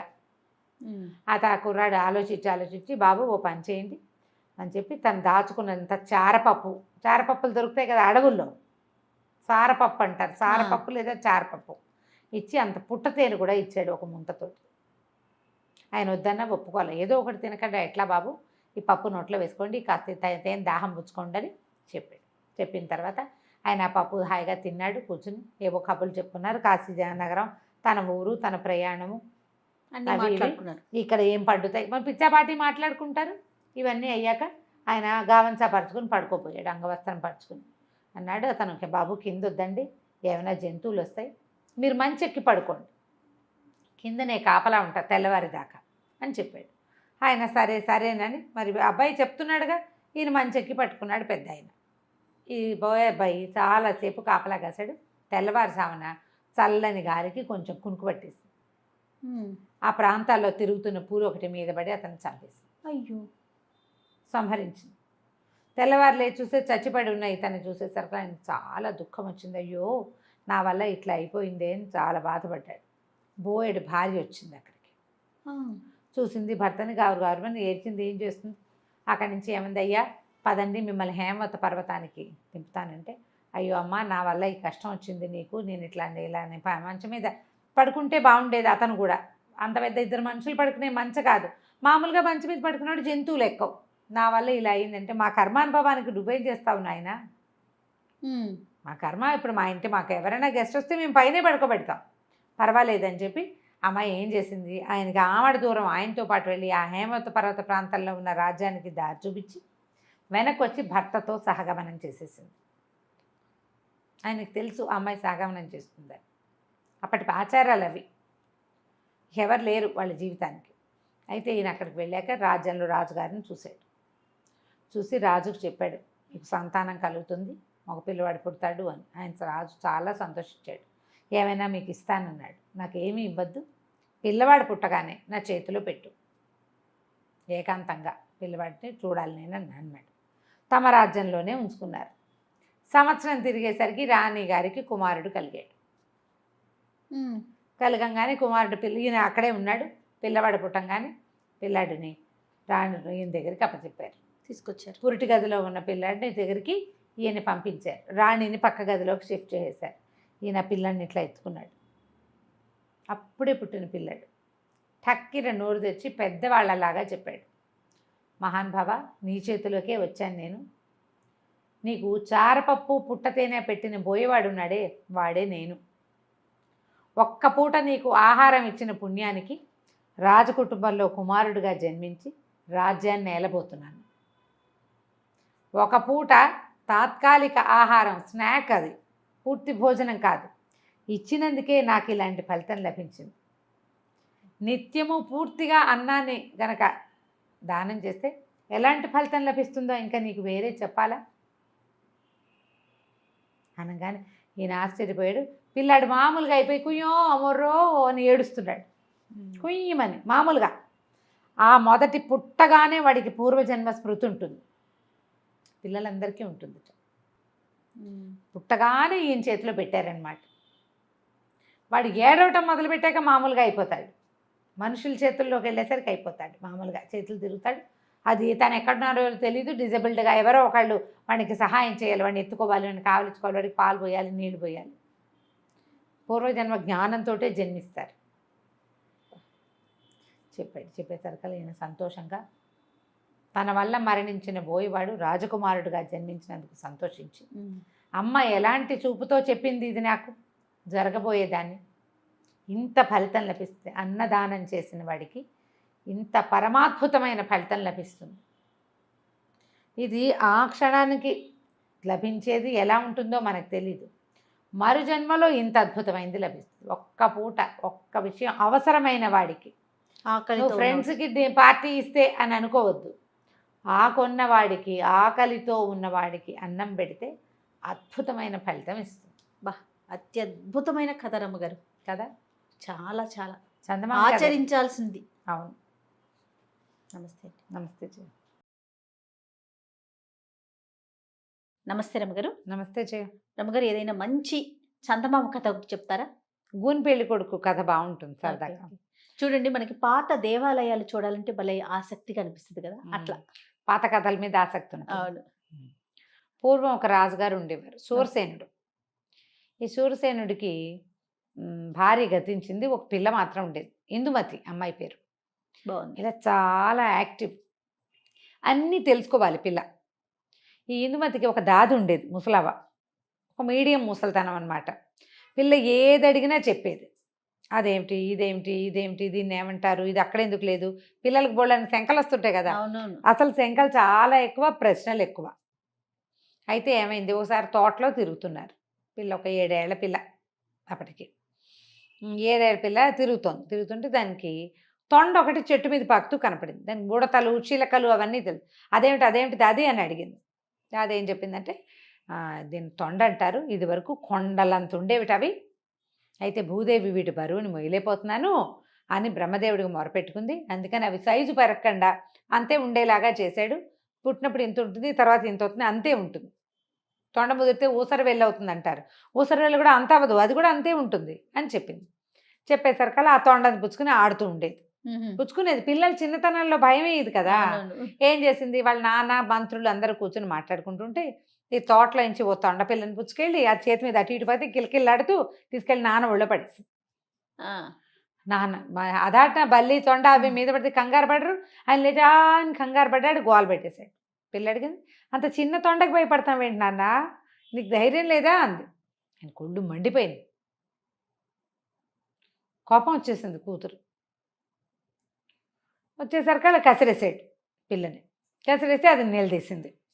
ఊరుకోలే పిల్ల, చిన్నది కదా ఇంతే ఉంది, దాన్ని చూసి భయం ఏమిటి అనేసరికల్లా ఆయన చిరాకొచ్చి, తొండ నీ అంత అయ్యాక చేస్తాను నీకు పెళ్ళి అన్నాడు. ఊరికే ఒక ఇరిటేటింగ్గా ఏదో ఒకటి మాటలు, నీ పెళ్ళి అవుతుంది, నీ పెళ్ళి అయితే బుద్ధి వస్తుంది, ఇలా మాట్లాడతారు కదా. అట్లా ఈ వాదనలో తొండ నీ అంత దయ్యాక పిల్లకి నీకు పెళ్లి చేస్తాను అన్నాడు. అనగానే మంత్రులు హాహాకారాలు చేశారు. ఏమిటి మహాప్రభు ఇలా పిల్లని ఇంత మాట అంటారా, తొండ ఎంతే ఉంటుందండి, అది పెరగదు, తొండలు పెరగవు కదా, పిల్ల పిల్లలా ఆపుతాము, పైగా ఏదో చిన్నపిల్ల సరదాగా చేసింది అనేసరికల్లా ఆయన బిగిసిపోయాడు రాజు. నేను అన్న అది మాట అంటే మాటే, ఫిక్స్ అయిపోయాడు. నేను అన్నాను కాబట్టి అంతే చేస్తాను అన్నాడు. ఈ తొండని కాపలాగాయండి, దాన్ని పెంచండి, అది పెరిగితేనే పిల్లకి పెళ్ళి. అయ్యో రామ. ఇప్పుడు ఈ పిల్ల ఎంత ఉందో తొండ దీనంత అవ్వాలి, అప్పుడే పెళ్లి చేస్తా. అయితే ఏమైంది, అయ్యో దాది ఏడ్చింది. అయ్యో పిల్ల ఇందుకు నీకు పెళ్ళి అవదే అమ్మా అని ఏడిచింది. ఏడిచి ఎందుకు అవదు, తొండ పెరగదు అంది. అనేసరికల్లా బ్రహ్మదేవుడి శాపం, ఆ తొండలు పెరగవమ్మా ఇంతే ఉంటాయి అంటే, సరే బ్రహ్మదేవుడికి దండం పెడతాను. రోజు బ్రహ్మదేవుడా నాకు పెళ్ళి అవ్వాలంటే ఈ తొండ పెరగాలి అని దండం పెట్టేది ఆ బొడ్డది. పెడితే పెట్టగా విచిత్రంగా ఈ తొండకి ఏదైనా ప్రాబ్లమో లేకపోతే బ్రహ్మదేవుడే ఇది ఈ పిల్ల మొర విన్నాడో తెలియదు, కానీ ఆ తొండ ఇంత పెరిగిపోయింది. అది పెరిగేసరికల్లా బాగా పెద్దదైంది, తొండ పెద్దదైపోయింది, పిల్ల పెద్దదైంది. పిల్లకు 15-14 ఏళ్ళు వచ్చాయి. 14 ఏళ్ళు వస్తే పెళ్లి చేస్తారు కదా, 15 ఏడు వస్తే అబ్బో పిల్ల పెద్దదైపోయినట్టు. సరే అక్కడి నుంచి మంత్రులంతా చూసుకుని, మహాప్రభు అమ్మాయికి స్వయంవరమో కళ్యాణపు పత్రికలు పంపటమో చేయొచ్చు, తొండ బాగా పెద్దదైందండి అన్నారు. అనేసరికల్లా రాజుగారికి ఆయన అనేసాడు, కానీ ఒక 6 నెలలు పోయేసరికి ఆయనకే దిగులు పుట్టింది. అయ్యో పిల్లకి పెళ్లి కాదు ఎట్లాగరా దేవుడా అని. కొంచెం తొండ పెరుగుతుంటే సంతోషపడ్డాడు. ఇంత మటుకు వచ్చాక ఏమన్నాడు, సరే ఆ తొండను చప్పి దాని గుండెని చీల్చండి, గుండెని తీసి బయట పెట్టండి, అది ఏ జంతువు గుండో ఎవడు చెప్తాడో వాడికిచ్చి నా పిల్లనిచ్చి పెళ్లి చేస్తా. తొండ గుండెకాయని తొండది అని ఎలా గుర్తిస్తారు, దిక్కుమాలిన ఇది కదా పిచ్చిరాజు అండి. పిచ్చిరాజు. అక్కడి నుంచి ఏం చేశారు, ఈవిడ మళ్ళీ బెంగ పెట్టుకుంది దాది. అయ్యో ఇలా కుదురుతుంది, తప్పు, ఇది చేయలేరు. సరే ఏమనుకుంది చూద్దాం, ఆలోచిద్దాం అనుకుంది. తొండని చంపేశారు. చంపేసి దాని గుండె చీల్చి దాని గుండెకాయను ఒక గాజు పెట్టెలో భద్రం చేశారు చెడిపోకుండా. అక్కడి నుంచి దేశాల రాజకుమారులకి కబుర్లు వెళ్ళినాయి. వచ్చిన రాజకుమారులు అందరూ సూపర్లు. ఈ మన దాది ఒక్కోడిని రాజకుమారిని అట్లా చూసొచ్చి, చిలకలగుట్ట రాజకుమారుడు ఎంతో బాగున్నాడు, మన ఇందుకి సరైన జోడి అని అనుకుని తనకి అంతఃపురంలో పనిచేసేందుకు 4 గూనివాళ్ళు ఉన్నారు. అంతఃపురంలో ఆడపిల్లలు ఉండే చోట తృతీయ ప్రకృతుల్ని కానీ అవును గూని అవిటి అలాంటి వాళ్ళని కానీ అవయవ లోపాలు ఉన్న వాళ్ళని, కళ్ళు సరిగ్గా కనపడని వాళ్ళని, తేలిగ్గా పనిచేయగల అలా పెట్టుకునేవాళ్ళు. ఈ గూని వాళ్ళల్లో ఒకరిని పిలిచి, ఒరే గూనివాడ నువ్వు ఒక పని చెయ్యి, మరి చిలకలగుట్ట రాజకుమారుడు ఉన్నాడు, అతని దగ్గరికి వెళ్ళి ఈ గుండె తొండది అని చెప్పు.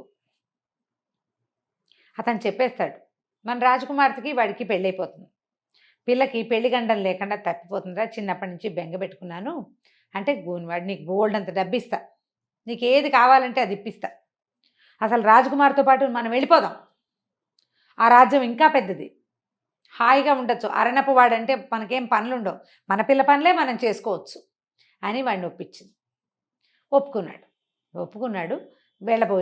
వెళ్తానని చెప్పాడు, కానీ వాడు వెళ్ళల. ఇప్పుడు రాజకుమార్తెని పెళ్లి చేసుకునే ఏకైక రహస్యం ఏమిటి, ఆ డబ్బాలో ఉన్న గుండెకాయ తొండది అని చెప్పడం. ఆ రహస్యం చెప్తే చిలకలు గుట్టవాడెందుకు, తన్నైనా చేయాల్సిందే పెళ్ళి. నేనే చెప్పి రాజునవ్వచ్చుగా, కొత్త రాజుగారి ఇంట్లో గూని పనివాడిగా నేను ఎందుకు ఉండాలి అంతఃపురంలో, రాజు ఎవరికైనా ఇచ్చి పెళ్లి చేస్తాడు, అది నేనే చెప్పాలని భావించి వెళ్ళకుండా ఊరుకున్నాడు.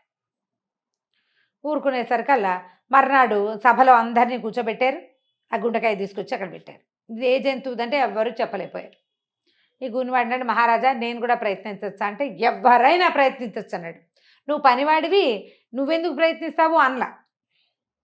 అనకపోయేసరికల్లా ఆ అబ్బాయి ఏమో చెప్పేశాడు. ఆ గూని అబ్బాయి హంప్ అనాలి, ఈ హంప్ కాస్త చెప్పేశాడు. చెప్పేసరికల్లా ఇంకేముంది రాజుగారు, ఈ జంతువు ఏ జంతువు గుండెకాయ అయితే వాడికి ఇచ్చి పెళ్లి చేస్తాను చెప్తాడో పెళ్లి చేస్తానని చెప్పాను కాబట్టి మాట అంటే మాటే, ఇక్కడ మాత్రం పట్టుకున్నాడు. మాట అంటే మాటే కాబట్టి పిల్ల పెళ్లి నిశ్చయమైపోయింది.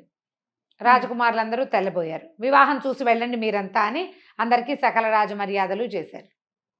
ఈవిడేమో తెల్లబోయింది. ఊరు విడి దుంపదేగా, త్రాష్ట్రుడు ఇంత పని చేశాడు, ఇప్పుడు ఈ పనివాడు, పైగా గూనివాడు, పిల్లేమో అందమైన పిల్ల, దానికే ఇష్టమైతే వేరే కథ. వీడు దొంగ, ముందు వాడు ప్రవృత్తి సరైంది కాదు, వాడిది ప్రవృత్తి మంచిది కాదు. ఆవిడ ఏం చెయ్యాలో తెలియలా. సరే ఏమైంది, సరే పెళ్ళికి ఒప్పేసుకున్నారు. ఈ అంతఃపురంలోకి ఈ గూనివాడు వస్తుంటే ఆ మిగిలిన ఫ్రెండ్స్ ఉన్నారు కాబట్టి మొత్తం నలుగురు కదా, వాళ్ళందరూ నన్ను అడిగారు, ఏరా నువ్వు రాజకుమారిని పెళ్లి చేసుకుంటున్నావు, మరి మాకు తగిన బహుమానాలు ఇవ్వు, మనం అందరం స్నేహితులం కదా అనేసరికి నేను రాజు అవుతున్నాను, మీతో నాకు స్నేహం ఏమిటి, పోపోండి అన్నాడు. పొమ్మనేసరికల్ని వీళ్ళు ముగ్గురు బిక్కమొహాలు వేసుకుని యువరాణి దగ్గరికి వెళ్ళారు.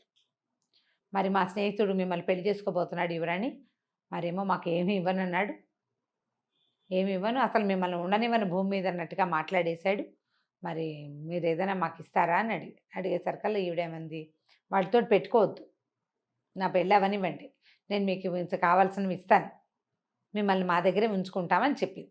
ఇంతలో ఏమైంది, మాటల సందడి వినపడుతోంది. రాజుగారు పెళ్లి కొడుకు అంటే ఆ హంప అబ్బాయి ఇద్దరు వచ్చారు. వస్తుంటే ఈవిడేం చేసింది, అంతఃపురానికి ఈ అమ్మాయి ఉన్న గదికి ఒకటే తలుపు ఉంది, వీళ్ళని ఇంకో చోటకి పంపలేక పెద్ద భోషాణం పెట్టుంటే, ఎవరే మీరు ముగ్గురు ఇందులో దాక్కోండి, మా నాన్నను అతను చూశారంటే ఏమంటారోను అని ఎక్కిచ్చింది, మూత పెట్టేసింది. వాళ్ళిద్దరూ లోపలికి వచ్చారు. రాజు ఆడిన మాట తప్పకపోవటం, ప్రజల్లో అందరిలోకి మనకి ఎలాంటి ఇవి ఉంటాయి, గూనెబ్బాయిని పెళ్లి చేసుకొని అది నేను అనకూడదు, పతివ్రత ధర్మాన్ని పాటించాలని కూతురికి ఒక గంట బోధించాడు. మనం చెప్పాం ప్రజల్లో ఒకటేసారి, మనం అందరికీ ఏమిటి వాళ్ళందరి ముందు ప్రమాణం చేశాను, ఆ జంతువు ఏ జంతువు గుండెకాయ అని ఎవడు చెప్తాడో వాడికి ఇచ్చి పిల్లని పెళ్లి చేస్తానని, కుంటి గుడ్డి గూని ఎవరన్నా సరే వాళ్ళకి ఇచ్చేయాల్సిందే, కాబట్టి నువ్వు నా మర్యాద కాపాడాలి అమ్మాయి అని కూతురికి నచ్చ చెప్పాడు. సరేనంది. ఇద్దరు వెళ్ళారు. వాళ్ళు వెళ్ళడానికి ఒక గంట 2 గంటలు పట్టేసరికల్లా సరే భోషాణం పెట్టి తీసింది. వాళ్ళు వెళ్ళాక ఆ లోపల కూర్చునున్న ముగ్గురు ఊపిరాడక చచ్చిపోయారు. నిర్ఘాతపోయింది రాకుమారి. ఏమిటో వీళ్ళకి హెల్ప్ చేద్దామనుకుంటే వీళ్ళు కాస్త పోయారు, బహుమతులు ఇద్దాం అనుకుంది. ఇప్పుడు ఏం చేయను, గబగబా దాదిని పిలిచింది. దాది కొంప మునిగిపోయింది, ఇదిగో చూడు ఇలా అయ్యింది అని చెప్పేసరికల్లా సరే ఇప్పుడు దాది ఏం చేసింది, నువ్వు మాట్లాడబాక, తెల్లవారే లోపల వీటి సంగతి చూస్తాను నేను అని చెప్పేసి ఒక శరీరాన్ని బయటికి తీసింది, ఒకటి బాడీని తీసి ఒక గోను సంచిలో మూటగట్టి అక్కడి నుంచి సముద్ర తీరంలో ఉండే ఒక జాలర అబ్బాయిని కేకేసుకొచ్చింది. అబ్బాయి నువ్వు చాలా బలశాలివి, మరి ఇక్కడ ఒక చిన్న ప్రమాదం జరిగింది, రాజుగారికి ఇప్పుడు పెద్దని అమ్మాయి గారి పెళ్ళి తెలిస్తే బాగుండదు, నీకు ఎత్తుకెత్తు ధనం ఇప్పిస్తా రాజకుమారి చేత, ఈ మూటను సముద్రంలో పారేసి మళ్ళీ అంతఃపురానికి రా అని చెప్పింది. ఆ మూట మోసుకెళ్ళాక ఏం పారేస్తున్నారో చూద్దామని మూట తీశాడు. లోపల ఒక గూని అబ్బాయి కనపడ్డాడు. రాత్రిపూట కదా, ఒక వ్యక్తి వాడు గూనిగా తెలుస్తోంది. సరే మూట కట్టి పారేసేసాడు. అంతఃపురానికి వచ్చాడు. అక్కడ మళ్ళీ ఇంకో మూట కనపడింది. పారేసిన మూట మళ్ళీ వచ్చింది. ఏంటబ్బా విచిత్రం అనుకుని రెండోది కూడా పట్టుకెళ్ళాడు. అప్పుడు దాది ఏం మాట్లాడలా, ప్లాన్ అది. అదే అక్కడి నుంచి వాడు పారేసి మళ్ళీ వచ్చాడు అంతఃపురం. మళ్ళీ కనపడింది మూడో మూట. ముగ్గురు కదా, మూడో మూట. ఓరి గూని బెదవా, నేను నిన్ను పారేస్తే మళ్ళీ వస్తున్నావు, ఎట్లాగురా నీ సంగతి అని చెప్పేసి మళ్ళీ తీసుకెళ్ళి మూటను పారేశాడు. 4వసారి వెనక్కి వచ్చాడు. వచ్చేసరికి పెళ్లి కుమారుడు ఉన్నాడు కదా, ఈయన ఏం చేస్తున్నాడు, అప్పుడే మెట్లెక్కుతున్నాడు. మెట్లెక్కుతుంటే ఈ బలాఢ్యుడైన జాలర్ అబ్బాయి ఏమనుకున్నాడు, హౌరవురా 3 సార్లు మూట కట్టి పారేసిన మంచి బట్టలు వేసుకుని వెళ్తున్నాడు మంచి గూని మీదవా వీడి సంగతి చెప్పాలని ఏం చేశాడు, వెనక నుంచి అధాటన కొట్టాడు ఒక్క దెబ్బ. వాళ్ళు చంపితే చావట్లా, నువ్వు నా చేతి దెబ్బకి చావకేం చేస్తావు, నేను ఆంజనేయ స్వామి భక్తుణ్ణి అని చెప్పి నా ఫటాఫటా కొట్టేశాడు. కొట్టేసరికల్లా అయిపోయింది. పక్క నుంచి చూస్తోంది కొట్టడం. ఏమిట్రా నాయన ఇంత పని చేసావు అనేసరికల్లా, కాదు బామ్మ అది నేను 3 సార్లు పడేశాను, మళ్ళీ వచ్చాడు, వీడి సంగతి చెప్దామని నేనే కొట్టాను, నీ వల్ల కావట్లేదు, వాడు వచ్చేస్తున్నాడు, పట్టు సంచి పట్టరా వీడిని కట్టేద్దాను. కట్టేసి తీసిపోయాడు. పడేసి ఈసారి వచ్చాక ఏమీ లేదు. ఇప్పుడు 4 బాడీలు వాడు పారేశాడు, కానీ వాడు పారేసింది ఏమిటి ఒకటే అని వాడి భావన. ఓహో ఇప్పటికీ కూడా మరి అంతేగా, అదే వాళ్ళు నలుగురని వాడికి ఏం తెలుసు. అక్కడి నుంచి వాడికి డబ్బులు ఇచ్చి పంపేశారు. తెల్లవారింది, పెళ్లి కొడుకు రాల, లేడు పెళ్లి కొడుకు. మొత్తం అంతా వెతికిచ్చారు ఏమైపోయాడు అని. ఏమైపోయాడు అని వెతుక్కున్నారు. వెతుక్కుంటే దాది ఏం చెప్పిందంటే, మీరు ఆ అబ్బాయికి ఇద్దామనుకున్నారు, వాడు ఆనందంతో ఎగిరి ఎగిరి రాత్రి మద్యం తాగాడు, మెట్లు జారి పడిపోయాడండి, పుసుక్కుని పోయాడు, వాడి ప్రాణం ఎంత. పెళ్ళైతే చేద్దామనుకున్నాం కానీ అప్రదిష్ట మనమే ఏదో చేశామనుకుంటారని నేను సముద్రంలో పారేయించాను, కాబట్టి వేరే పెళ్లి కొడుకు ఇచ్చి పెళ్లి చేస్తున్నామని చెప్పేద్దాము, అతనే వద్దన్నాడని ఒక ఉత్తరం రాసుకుందాం మనమే. నాకు తెలిసిన విషయం చెప్పాను కానీ రాజకుమారిని పెళ్లి చేసుకునే ఉద్దేశం లేదు, అమ్మాయిని అనురూపమైన వరుడికి ఇచ్చి పెళ్లి చేయండి, ఇది నా అనుమతి, పోటీలో గెలిచిన వాడిగా ఇది నా అనుమతి అని ఉత్తరం రాయించి ఇగో పెళ్లి కొడుకే రాశాడు అని చెప్పి చూపించేశారు. అదే కదా. అక్కడి నుంచి చిలకలగుట్ట రాజకుమారుడు మన ఇందుకు సరిపోతాడండి, ఆ పిల్లాడికి ఇచ్చి పెళ్లి చేసేయండి అని వాళ్ళు ఒప్పుకున్నారు. అమ్మాయికి నచ్చిన వాడికి ఇచ్చి పెళ్లి చేయాలని. అమ్మాయికి చిలకలగుట్ట వాడు బాగున్నాడమ్మా అని దాది నాన్న ఇద్దరూ చెప్పారు. చక్కగా ఇందుమతి స్వయంవరం అయిపోయింది. నలుగురు కాస్త అత్యాశ పడ్డందుకు, ఒకడు ఆశపడ్డందుకు పాప మిగిలిన వాళ్ళు కూడా పోయారు, వాళ్ళు ముగ్గురు కూడా పోయారు. ఇది హాస్య కథగానే తీసుకోండి, కానీ అంతకంటే ఇంకో రకంగా ఆలోచించండి. అంతే కథ కంచికి చాలా బాగుందండి. దాది ఐడియా సూపర్. అదే. రైట్ రమ్మగారు, నమస్తే. నమస్తే. నమస్తే రమ్మగారు. నమస్తే జయ. రమ్మగారు, మంచి చందమామ కథ ఒకటి చెప్తారా? సరదా కథ చెప్దామా? అలాగే.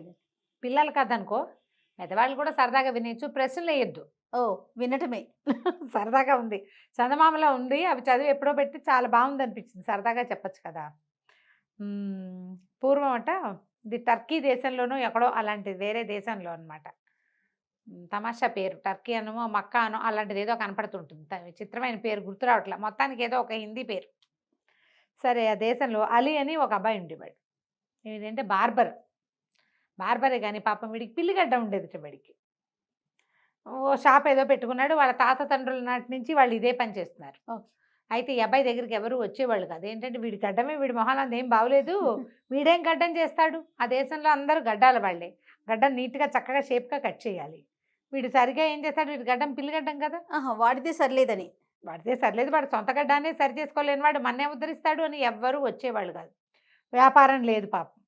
ఎప్పుడైనా తప్పి తగిలి ఒకళ్ళు ఇద్దరు వచ్చేవాళ్ళు, చిన్నపిల్లలు తల పని కోసం వచ్చేవాళ్ళు, కానీ పెద్దగా వచ్చేవాళ్ళు కాదు. మంచి బజార్లోనే ఉంది, కొంచెం దీనంగా డల్గా ఉండేవాడు.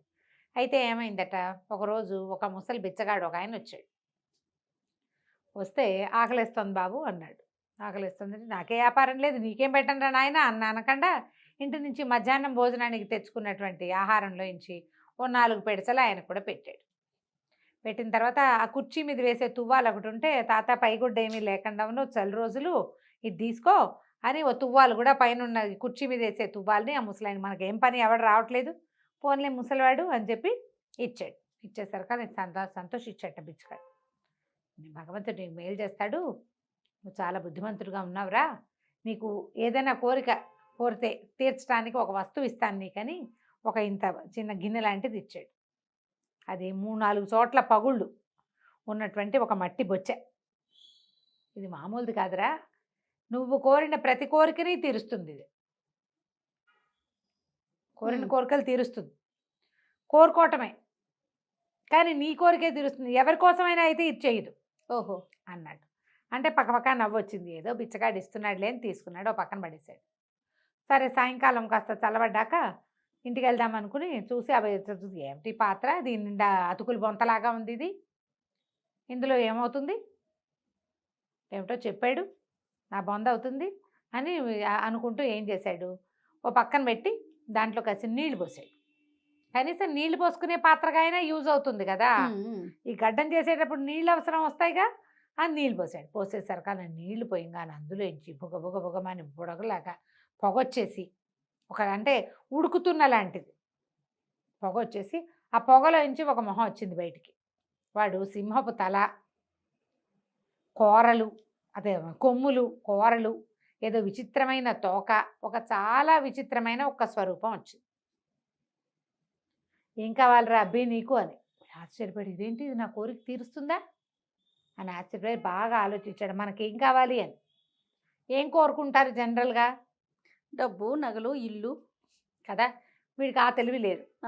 నా గడ్డం సరిలేకపోవటం వల్ల కదా నాకు వ్యాపారం లేదు, అందుకని పిల్లిగడ్డం పోయి మంచి అందమైన 3 గడ్డం వచ్చేలాగా చేయమన్నాడు. అలాగే అన్నాడు.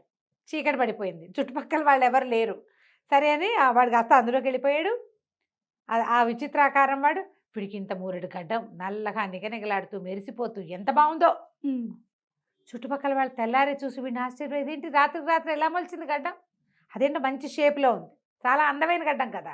అక్కడి నుంచి చుట్టుపక్కల వాళ్ళంతా చేరారు, మాకు కూడా గడ్డం నీలాంటి షేప్లో చెయ్యని. పోనీ 6 నెలలు గడిచినాయి, అందరూ అదే షేప్లో గడ్డాలు చేస్తున్నారు. తర్వాత బోరు కొట్టింది, జనం రావడం మానేశారు. వీడికి అది ఒకటే వచ్చు, తన గడ్డంలా చేయడమే వచ్చు. మానేశారు. మానేసేసరికి సరే ఏమనుకున్నాడు, మళ్ళీ ఏదైనా చేయాలి. పోలంత వ్యాపారం, రోజంతా బిజీగా ఉండేవాడు. సడన్గా స్లో అయిపోయింది వ్యాపారం.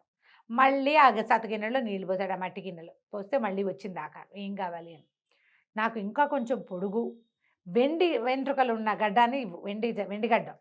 ఆ గడ్డను మాత్రం వదలదు. వాడికి అదే తెలుసు పాపం.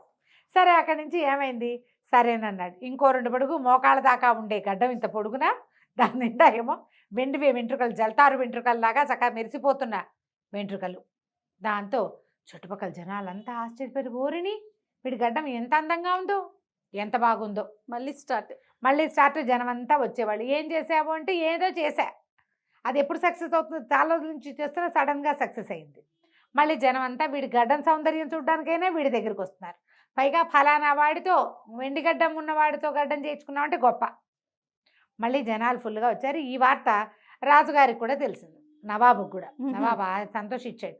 మన రాజ్యంలో ఒక వెండి గడ్డం వాడు ఉన్నాడంటే ఎంత గొప్ప, చాలా గొప్ప. అయితే ఏమైంది, వాడు ఎవడికో వెండి గడ్డం ఉందని, వాడి గడ్డం మహా అందంగా ఉందని, వాడు బ్యూటిఫుల్గా ఉన్నాడని చెప్పుకుంటున్నారు. నవాబు గారు అమ్మాయి, నాన్న అలా ప్రత్యేకంగా వెండి గడ్డం ఉన్నవాడిని పెళ్లి చేసుకుంటానంది. శభాష్ అనేసరికి నాన్న డాబాగా, వెండి గడ్డం ఏమిటమ్మా, నీకు బంగారు గడ్డం ఉన్న పెళ్లి కొడుకుని తెస్తానన్నాడు. ఈ మాటలు అక్కడెవరో బట్టలు ఉతుకుతున్నవాడు ఒకడు విని, వీడికి చెప్పి బంగారు గడ్డం ఉన్నవాడికి రాజుగారు అమ్మాయి నుంచి పెళ్లి చేస్తారా, నీకు వెండి గడ్డం ఉంది, ట్రై చేయి దానికోసం కూడా అనగానే వీడు ఇదే సందు అదే సందని మళ్ళీ ఆ పాత్రలో నీళ్లు పోసి ఆ విచిత్ర వేషధారిని పిలిపించుకున్నాడు. బంగారు గడ్డం కావాలి నాకు అని. బాగానే ఉందిగా. అక్కడి నుంచి బంగారు గడ్డం మూలవంగానే వెళ్ళాడు రాజుగారి దగ్గరికి. బంగారు గడ్డం ఉన్నవాడికి మీ అమ్మాయిని ఇచ్చి చేస్తామన్నట్ట నవాబు గారు, కాబట్టి యువరాణిని ఇచ్చి నాకు పెళ్లి చేయండి.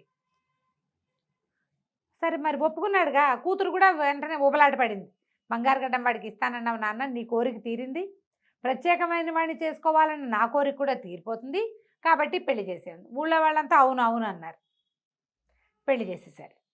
పెళ్లి చేసేసారు. హాయిగా ఉన్నాడు నవాబు గారు కూతురుతోటి. కొద్ది రోజులు గడిచేసరికి రాజుగారు కనిపించింది, ఇంత అపురూపమైన గడ్డం అల్లుడికే ఉండటమేమిటి, నాకు కూడా ఉండాలి కదా. అయితే ఏం చేశాడు, రాజు అలీని పిలిచి, అబ్బాయి అల్లుడు గారు మీరేం చేస్తారో నాకు తెలియదు, తెల్లవారేసరికి బంగారపు గడ్డం కావాలి నాకు, మీకు ఎలా వచ్చిందో నాకు అలా తెప్పించమన్నాడు. ఇది ఎక్కడ తగలాటం వచ్చిందిరా దేవుడా అని వీడేం చేశాడు, స్నానాల గదిలో, అది రాజుగారి ఇల్లు, తను ఏది పడితే చేయటానికి వీళ్ళే, తన సామాన్లతో పాటే జాగ్రత్తగా ఈ పాత్రను తెచ్చుకున్నాడు. సామాన్లు తెచ్చుకున్నాడు కదా, తెచ్చుకుని ఏం చేశాడు, స్నానాల గదిలోకి వెళ్ళి అందులో నీళ్లు పోసాడు. అక్కడ నీళ్లు పోయడానికి తన ఇంట్లో లాగా పక్కనే ఏమి అవకాశాలు ఉంటాయి, పొట్టి బాత్రూంలోనే స్నానాల గదిలోనే నీళ్లు ఉంటాయి. నీళ్ళు అందులో పోసేసరికి విచిత్ర వేషధారి మళ్ళీ వచ్చాడు. అర్జెంటుగా మా మామగారైన నవాబు గారికి బంగారు గడ్డను తెప్పించమన్నాడు. తెప్పించమంటే నీకేమైనా కావాలంటే చేస్తా కానీ వాడెవడికో నేను చేయను అన్నాడు. ఎంత బతిమలాడినా వాడు ఒప్పుకోలే. నీకు ఏం కావాలంటే అది ఇస్తా, అదే నా ఆజ్ఞ, నాకున్నది, నువ్వు మీ మామగారికి చేయమంటే చేయను అనే సర్కల్ ఇంకేం చేస్తాడు, ఒళ్ళు మండిపోయింది. నీళ్ళు పారబోసేసి ఆ గిన్నె అక్కడ వారేసి వెళ్ళిపోయాడు. ఇప్పుడు ఏం చేయాలి, రాజుగారు ఏం చేస్తాడు అని. ఇంతలో ఏమైంది, సాయంకాలం వేళ మొహం కడుక్కోవడానికి యువరాణి గారు స్నానసారిలోకి వచ్చింది. వచ్చి ఇదేంటి పాత చొట్టలు పడ్డ దిక్కుమాల గిన్నె ఎక్కడి నుంచి వచ్చింది, మట్టి గిన్నె, దీని నిండా అతుకులు, ముష్టి గిన్నెని ఆవిడేం చేసింది, అటు పక్క నుంచి విసిరేసింది స్నానాల గదిలోంచి బయటికి. ఈ అలీకి ఎప్పుడైతే భార్య స్నానాల శాలలోకి వెళ్ళిందో వెంటనే తట్టింది. అమ్మో నా పాత్ర అని పరిగెత్తాడు. బయటికి విసిరేస్తుందని తెలిసి అర్థమైంది తనకి. స్నానశాలకు బాత్రూంలోకి ఎట్లా వెళ్తారో కిటికీ వైపుకి వెళ్ళాడు. కిటికీ వైపుకి వెళ్ళాడు. ఆవిడ పడేసే టైంకి వీడు పట్టుకున్నాడు, కానీ ఆపుకోలేకపోయాడు. కిందకి పడ్డాడు. పడంగానే ఈ గిన్నె టాపి మన ఇట్లా నేలకు తగిలి, దానికి ఎక్కడెక్కడైతే అతుకులు ఉన్నాయో ఆ అన్ని అతుకులు, అది బొంత అతుకుల బొంతలా ఉంది కదా, ముక్కా చక్క అయిపోయింది. అందులో ఉన్న విచిత్ర వేషధారి జమ్మని వీడు చూస్తూ ఉండగానే ఆకాశంలోకి ఎగిరిపోయాడు. వాడు ఎగిరే పోలేదు. వీడు బంగారు గడ్డం వెండిగడ్డంగా, తర్వాత పిల్లిగడ్డంగా, నల్లగడ్డంగా, తర్వాత పిల్లిగడ్డంగా మారిపోయింది. టకటకా చూస్తుండగానే బంగారం వెండి అయింది, వెండి నలుపైంది, నలుపు కాస్త పిల్లిగడ్డమైంది. ఇంక ఇప్పుడు ఏం చేయాలి? ఏం చేయలేక పరిగెత్తుకుంటూ వెళ్ళిపోయాడు తన పాత కొట్టు దగ్గరికి.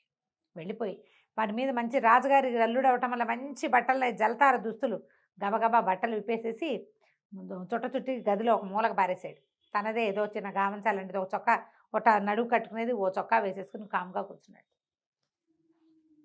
వాడి పిల్లిగడ్డం సేమ్ డిటో. చుట్టుపక్కల వాళ్ళంతా ఏరా అలీ గడ్డం అంతా పోయిందా, మళ్ళీ మామూలుగా చేరావా అని అందరూ పలకరించారు. అయినా కూడా వాడు ఇంతకాలం ఇప్పుడు సంవత్సరం 2 ఏళ్ళుగా మంచిగా గడ్డాలు చేసి పేరు తెచ్చుకున్నాడుగా. పెద్ద వ్యాపారం కాకపోయినా సుమారైన వ్యాపారం నడవటం మొదలుపెట్టింది. రాజుగారు అల్లుడు ఏమైపోయాడో అని అందరూ వెతుకుతూనే ఉన్నారు. ఆ అల్లుడు వీళ్ళకి దొరకల. ఓహో. రాజుగారు ఆ దారింటి వెళ్తూ వీడికే ఇది వరకు బంగారపు గడ్డం ఉండేది, ఈ కొట్టులోనే ఉండేవాడు మా అల్లుడు, ఏమయ్యాడో అని రోజు చూసేవాడు, కానీ ఇక్కడ ఉన్న పిల్లిగడ్డం వాడే తన అల్లుడని ఆయన ఎప్పటికీ గుర్తుపట్ల. కొంతకాలం చూశాక రాణిగా అమ్మాయికి ఇంకో వివాహం చేశారు. వీడు మాత్రం కొన్నాళ్ళు రాజుగారు అల్లుడు అయ్యాం చాలే మన బతుకని మాట్లాడకుండా పోతున్నాడు. విషయం తెలిస్తే కష్టం కదా. అవును, బాగుంది కదా. చాలా బాగుందండి, చాలా ఫన్నీగా కూడా ఉంది. ఫన్నీ స్టోరీ కదా. అవును, పిల్లలకు చెప్పాలి. తప్పకుండా అండి. నమస్తే రమగారు. నమస్తే జయ. నమస్తే రమగారు. నమస్తే జయ. రమగారు, చందమామ కథ ఏదైనా చెప్తారా? ప్రయాణంలో తోడు చెప్తాం. అవసరం అంటున్నారా, అవసరం లేదంటున్నారా? చాలా కావాలి కదా. అవునండి, ప్రయాణాల్లో తోడు కావాలి. నేను అమెరికా వెళ్ళే అవకాశం ఒకటి వస్తే ఎవరు తోడు లేరని మానేశాను నేను. అవునా? నాకు చెప్పద్దా రమగారు, నేను వచ్చేసేదాన్ని. తోడు అవసరం కదా, చాలా అవసరం అండి. అంటే ఇవాళ రేపు ఏముందండి అని పొట్టడారు చాలా మంది. ఏం కాదు మీరు వచ్చేయండి, ఏం పర్వాలేదు అని. ఒకదాన్నే వెళ్ళలేనని అనుకున్నాను నేను. మరి పెద్ద ప్రయాణం కదా. రమగారు, చిన్న ప్రయాణాలకు కూడా మనం ఒక్కలమే పోలేము. ఇప్పుడు అలవాటు అయిపోయింది. అసలు ఒంటరిగా వెళ్ళి అలవాటు తప్పించేసాను నేను పూర్తిగా. వల్ల కష్టం చాలా కష్టం. అందుకే ఇప్పుడు ఒంటరిగా ఎక్కడికైనా వెళ్ళిపోవాలని చూస్తున్నాను నేను ఇలా అయిపోయానని. మీరు సింగిల్ గా ఎవరికి చెప్పకుండానే చెప్పా? చెప్పకుండానంటే ఇంట్లో చెప్తాను. నాకు చెప్పండి, నేను కెమెరా తీసుకుని వచ్చేస్తా. ఈ ప్రయాణంలో తోడు. ఓ పల్లెటూరులో ఒక సుబ్రహ్మణ్యం ఉన్నాడు. వాళ్ళ అమ్మ పెద్ద ఆవిడ, 60 ఏళ్ళ ఆవిడ, 60 దాటిన ఆవిడ. పక్క ఊళ్ళో ఉన్న కూతురికి కొంచెం ఒళ్ళు తరచుగా జ్వరం వస్తుందని ఎవరో ఎవరి ద్వారానో కబురు తెలుసుకున్నాడు. సుబ్రహ్మణ్యం అన్నాడు, అమ్మ నేను ఇప్పుడు రాలేనే, మన ఊళ్ళో పిల్లలు ఎవరైనా వెళ్తున్నారేమో, పొలం పనులు ముమ్మరంగా ఉన్నాయి, ఊరు వాళ్ళు ఎవరైనా అటు వెళ్తున్నారేమో కనుక్కుంటాను, వాళ్ళని తోడిచ్చి నిన్ను పంపుతాను అని చెప్పాడు. ఆ రోజు ఈవిడ ఏరా కనుక్కున్నావా, చెల్లాయిని చూసొస్తాను రా అని ఆవిడ సతాయిస్తుంది. సరే ఊళ్ళో కుర్రాడు రాజేశం అని ఒక కుర్రాడట. వాడు ఆ పక్క ఊరు, ఒక రోజు ప్రయాణం ఉంది. ఓకే, నడిచి వెళ్ళాలి, అడవి దారి పడి వెళ్ళాలన్నమాట. ఆ కుర్రాడిని అడిగితే ఆ కుర్రాడు ఊరు వెళ్తున్నాను అన్నాడు. అనగానే మా అమ్మని తీసుకెళ్ళి మా అమ్మకు తోడు వెళ్ళని అడిగాడు. నీకు పెద్దగా ముసలాళ్ళతో వెళ్ళటం ఇష్టం లేదు అబ్బా, బోరు కొడతారు వాళ్ళు, పెద్దవాళ్ళు భలే బోరు కొడతారు కదా, వద్దనుకున్నాడు. కానీ తప్పల, ఎందుకంటే ఈయన ఎప్పుడు వాళ్ళ పొలంలో మామిడి పళ్ళు అవి ఇస్తాడు, వాళ్ళ అమ్మ నాన్న ఊరుకోరు, పెద్దావిడిని తీసుకెళ్ళకపోతే ఎట్లారా అంటారు. ఒప్పుకున్నాడు. సరే ఈయన ఏం చేశాడు, ఈ సుబ్రహ్మణ్యం గారు వాళ్ళ అమ్మకి ఒక మంచి డబ్బాలో నస్యం పోసి, నస్యం అంటే తెలుసా, ముక్కుపొడి, ముక్కుపొడని తెలుసా నీకు? ముక్కుపొడిని తెలుసు కానీ నస్యం అనే పేరు తెలియదు. ఈ ముక్కుపొడిని నస్యం అంటారు. నస్యం అంటే అది పీల్చేది. మా తాతయ్య గారు వేసుకునేవాళ్ళు రమ్మగారు. అలాగా చాలా మందికి హ్యాబిట్ గా ఉంటుంది. ఈ ఒక్కపడి వేసుకున్నట్టు, తమలపాకులు వేసుకున్నట్టు, సిగరెట్ బీడి చుట్టా వాటిలాగానే అట్లానే వేసుకుంటారు. ముక్కుపొడి కూడా ముక్కుతో ఘాటైన దాన్ని పీల్చటం. తుమ్ములు వస్తాయి, 1-2 తుమ్ములు వస్తాయి, ఘాటుగా పీల్స్తే ఆ బ్రెయిన్ బాగా పనిచేస్తుంది. అలాంటి భావాలు కూడా ఉంటాయి. అవునండి. నస్యం ఒక పట్టు, ఏది ఒక పట్టు అంటారు, ఒక పట్టు తీసి ఇట్లా చిటుకుతో తీసి పీలుస్తారు. మేము చిన్నప్పుడు చూసేవాళ్ళం. ఇటీవల కాలంలో నేను ఎవరి దగ్గర చూడలేదు. వాసన భలే తమాషాగా ఉంటుంది. అవును. వాసన చూసి ఓసారి తలకిందులైపోయా కూడా నేను. అయితే ఆయన ఏం చేశాడు, వాళ్ళ బావ కోసం మంచి ఘాట్ అయిన నస్యాన్ని ఒక డబ్బీకి ఇచ్చాడు. బావకి ఇవ్వవే అమ్మా అని ఆవిడ మూటలో పెట్టుకుంది. మనవరాళ్ళ కోసం మనవల కోసం అక్కడ కూతురు పిల్లలకి మినపసున్ని అవి ఉండలు చుట్టుకుంది. ఆ ఉండలు ఒక మూట డబ్బులు ఇచ్చాడు తల్లి చేతికి. సరే ఈ రాజేశం ఏమన్నాడు, మీ డబ్బులు మీ దగ్గర ఎందుకండి, ఇబ్బంది పెద్దవారు నాకు ఇవ్వండి అన్నాడు. కొంత డబ్బులు వాడి చేతిలో పెట్టింది. ఆ అబ్బాయి మొల్లో ఒక సంచి దొప్పుకున్నాడు. సంచిలోనే వాడి డబ్బులు ఈ మామగారి డబ్బులు కూడా ఉన్నాయి, పెట్టుకున్నాడు. సరే బయలుదేరి వెళ్ళారు. నడిచిపోతున్నారు. పోతుంటే ఆవిడేదో ఆసమ్మ ఓసమ్మ చెప్తుంది, వీడి బోరు కొడుతుంది. కొంత దూరం వెళ్ళేసరికి వాన వచ్చేసింది, పెద్ద వాన. సరే వెళ్ళే దారిలో ఏదో ఒక పాక ఇల్లు కనపడింది. వీళ్ళు ఆదరా బాదరా నెత్తి మీద చెంగేసుకుని ఆవిడ తువ్వాలు కప్పుకుని వాడు పరిగెడితే సరే కిటికీ దగ్గరికి వెళ్ళి, కుర్రాడు ఏమంటే వానకి తడిచిపోతాం, ఈ పూట ఇక్కడ ఉండనివ్వండి అని అడిగాడు. ఆ లోపల ఇంటి ఆవిడంది, ఏమిటి వండించేది, ఇంట్లో మగాళ్ళు ఎవరు లేరు, ఇట్లా బయట వాళ్ళని చేర్చుకో, మేము వెళ్ళి బాబు ఆ పంచ నుంచి పోండి అంది. అనగానే ముసలావిడ కుర్రాన్ని పక్కకు చూసి అక్కడ కనపడి ఆ కిటికీలోంచి, అమ్మ పెద్దదాన్ని, మరి మీ అమ్మ లాంటి దాన్ని, అబ్బాయి మీ తమ్ముడు లాంటి వాడు, వాడు ఏమీ దాంట్లో ఇబ్బంది ఏమీ లేదమ్మా, వానకు తడిస్తే వెళ్ళలేము, బట్టలు తడిసిపోతున్నాయి అదే అనగానే ముసలావిడ కనపడేసరికి ఆ ఇంటి ఆవిడ తలుపు తీసింది. ముసలావిడ చక్కగా మాటలు కలిపి, ఎంతమంది పిల్లలు, ఏ ఊరమ్మాయి, నిన్ను ఏ ఊరు ఇచ్చారు అడిగి, మీ అమ్మ వాళ్ళది ఏ ఊరు, మీ అమ్మమ్మది ఏ ఊరు, మీ అత్తారిది ఏ ఊరు అన్నీ ప్రశ్నలు వేసి ఎక్కడో దూరపు చుట్టుగా బీరకాయ పీచ ఒకటి కలిపేసింది. కలిపేయంగానే ఆ ఇంటి ఆవిడ బొద్దు అంటున్నా వినకుండా పొయ్యి రాజేసి గబగబా అంత అన్నం చారు పెట్టి వీళ్ళకి ఆ వానలో వేడి వేడి అన్నము చారు పెట్టింది. లేకపోతే వీళ్ళు తెచ్చుకుని దిబ్బరొట్టే తినేవాళ్ళు. దారిలో ఏదో చూసుకుందాం అనుకున్నారు. శుభ్రంగా అన్నం తిన్నారు. కాసేపు ఆగి వాన తగ్గాక అమ్మాయికి టాటా చెప్పి మళ్ళీ బయలుదేరారు. పొడుగాటి నల్లటి తాచుపాము ఒకటి కనపడిందట మధ్యలో. హడిలిపోయాడు కుర్రాడు. చప్పట్లు కొడితే అది కదల అద్భుతం ఇలా పడగ విప్పి వీడి వైపే చూస్తుంది. వీడి చేతులు కదులుతున్నాయి, అది వీడికేసి ఇట్లా చూస్తుంది. ఈవిడేం చేసింది, ముసలావిడ చేతిలో చిన్న కర్ర ఉంది, కర్రని ఇట్లా నేలకేసి 5-6 సార్లు కొట్టేసరికి పాము సర్రమని పక్కకి వెళ్ళిపోయింది అవతలకి వెళ్తే ముసలావిడ చెప్పింది, పాముకి చెవులు ఉండవురా అబ్బి, నువ్వు చప్పట్లు కొడితే దానికి అర్థం కాదు, చేతులు ఉప్పుతున్నావని నీ చేతులకేసి చూస్తుంది, అది కదలికలే కనపడతాయి అంతేగా, దానికి చెవులు ఉండవు, నేల అదిరితే పారిపోతుంది పాము, నేల అదిరికి పారిపోతుంది, తెలివిగా ఉండాలిరా, అట్ట భయపడితే ఎట్లా అన్నది. సరే అక్కడి నుంచి నడవటం మొదలుపెట్టారు. ఒక చిన్న కొండ మలుపు లాంటిది ఉంది అక్కడ. ఆ మలుపులోంచి ఒక దొంగవాడు వచ్చాడు. ఈ రావటం ఏం చేశాడు, మీ రాజేశం గడి మేడ మీద పెట్టేశాడు కత్తి. తీ డబ్బులు ఏమున్నాయి, తీయని హడిలిపోయి వణికిపోయి కుర్రాడు బొడ్లో ఉన్న సంచి తీపోయాడు. ముసలావిడింది, అయ్యో అబ్బి, డబ్బుల కోసం ప్రాణం తీస్తావుట్రా, వాడి దగ్గర ఏమున్నాయి, నా దగ్గర ఉన్నాయి, నేను ఇస్తా ఇట్రా అని చెప్పి మెల్లిగా మూట విప్పింది. విప్పేసరికల్ వాడు చూస్తున్నాడు, కత్తి చూపిస్తున్నాడు కానీ ఇస్తుందని. ఇవిడేం చేసింది, మూట విప్పి మూటలోంచి, చిన్న మూటలోంచి డబ్బీ తీసి ఆ డబ్బీలోంచి ఇంత నస్యం తీసి కంట్లో కొట్టేసి, అయ్యో తెలివి వాడు లబో అది మహాభగ్గం అంటుంది. అది ఇప్పుడు నీకు భగ్గం అనకపోయినా కనీసం ఫేస్ పౌడర్ పడినా కంట్లో మండుతుంది కదా, కారమే పోయక్కర్లా, చేతిలో ఫేస్ పౌడర్ ఉండి ఫేస్ పౌడర్ విసిరేసిన ఒక మన కంపాక్ట్ పౌడర్లు అయితే పడవు, చేతిలోంచి ఊడిపడవు. మామూలు ఫేస్ పౌడర్ డబ్బా ఉంటే ఆ డబ్బా ఇట్లా విసిరితే కంట్లో పడితే మామూలుగా ఉండదు దాని సంగతి. వాడు లబో దిబోమంటూ పరిగెత్తి పారిపోయాడు.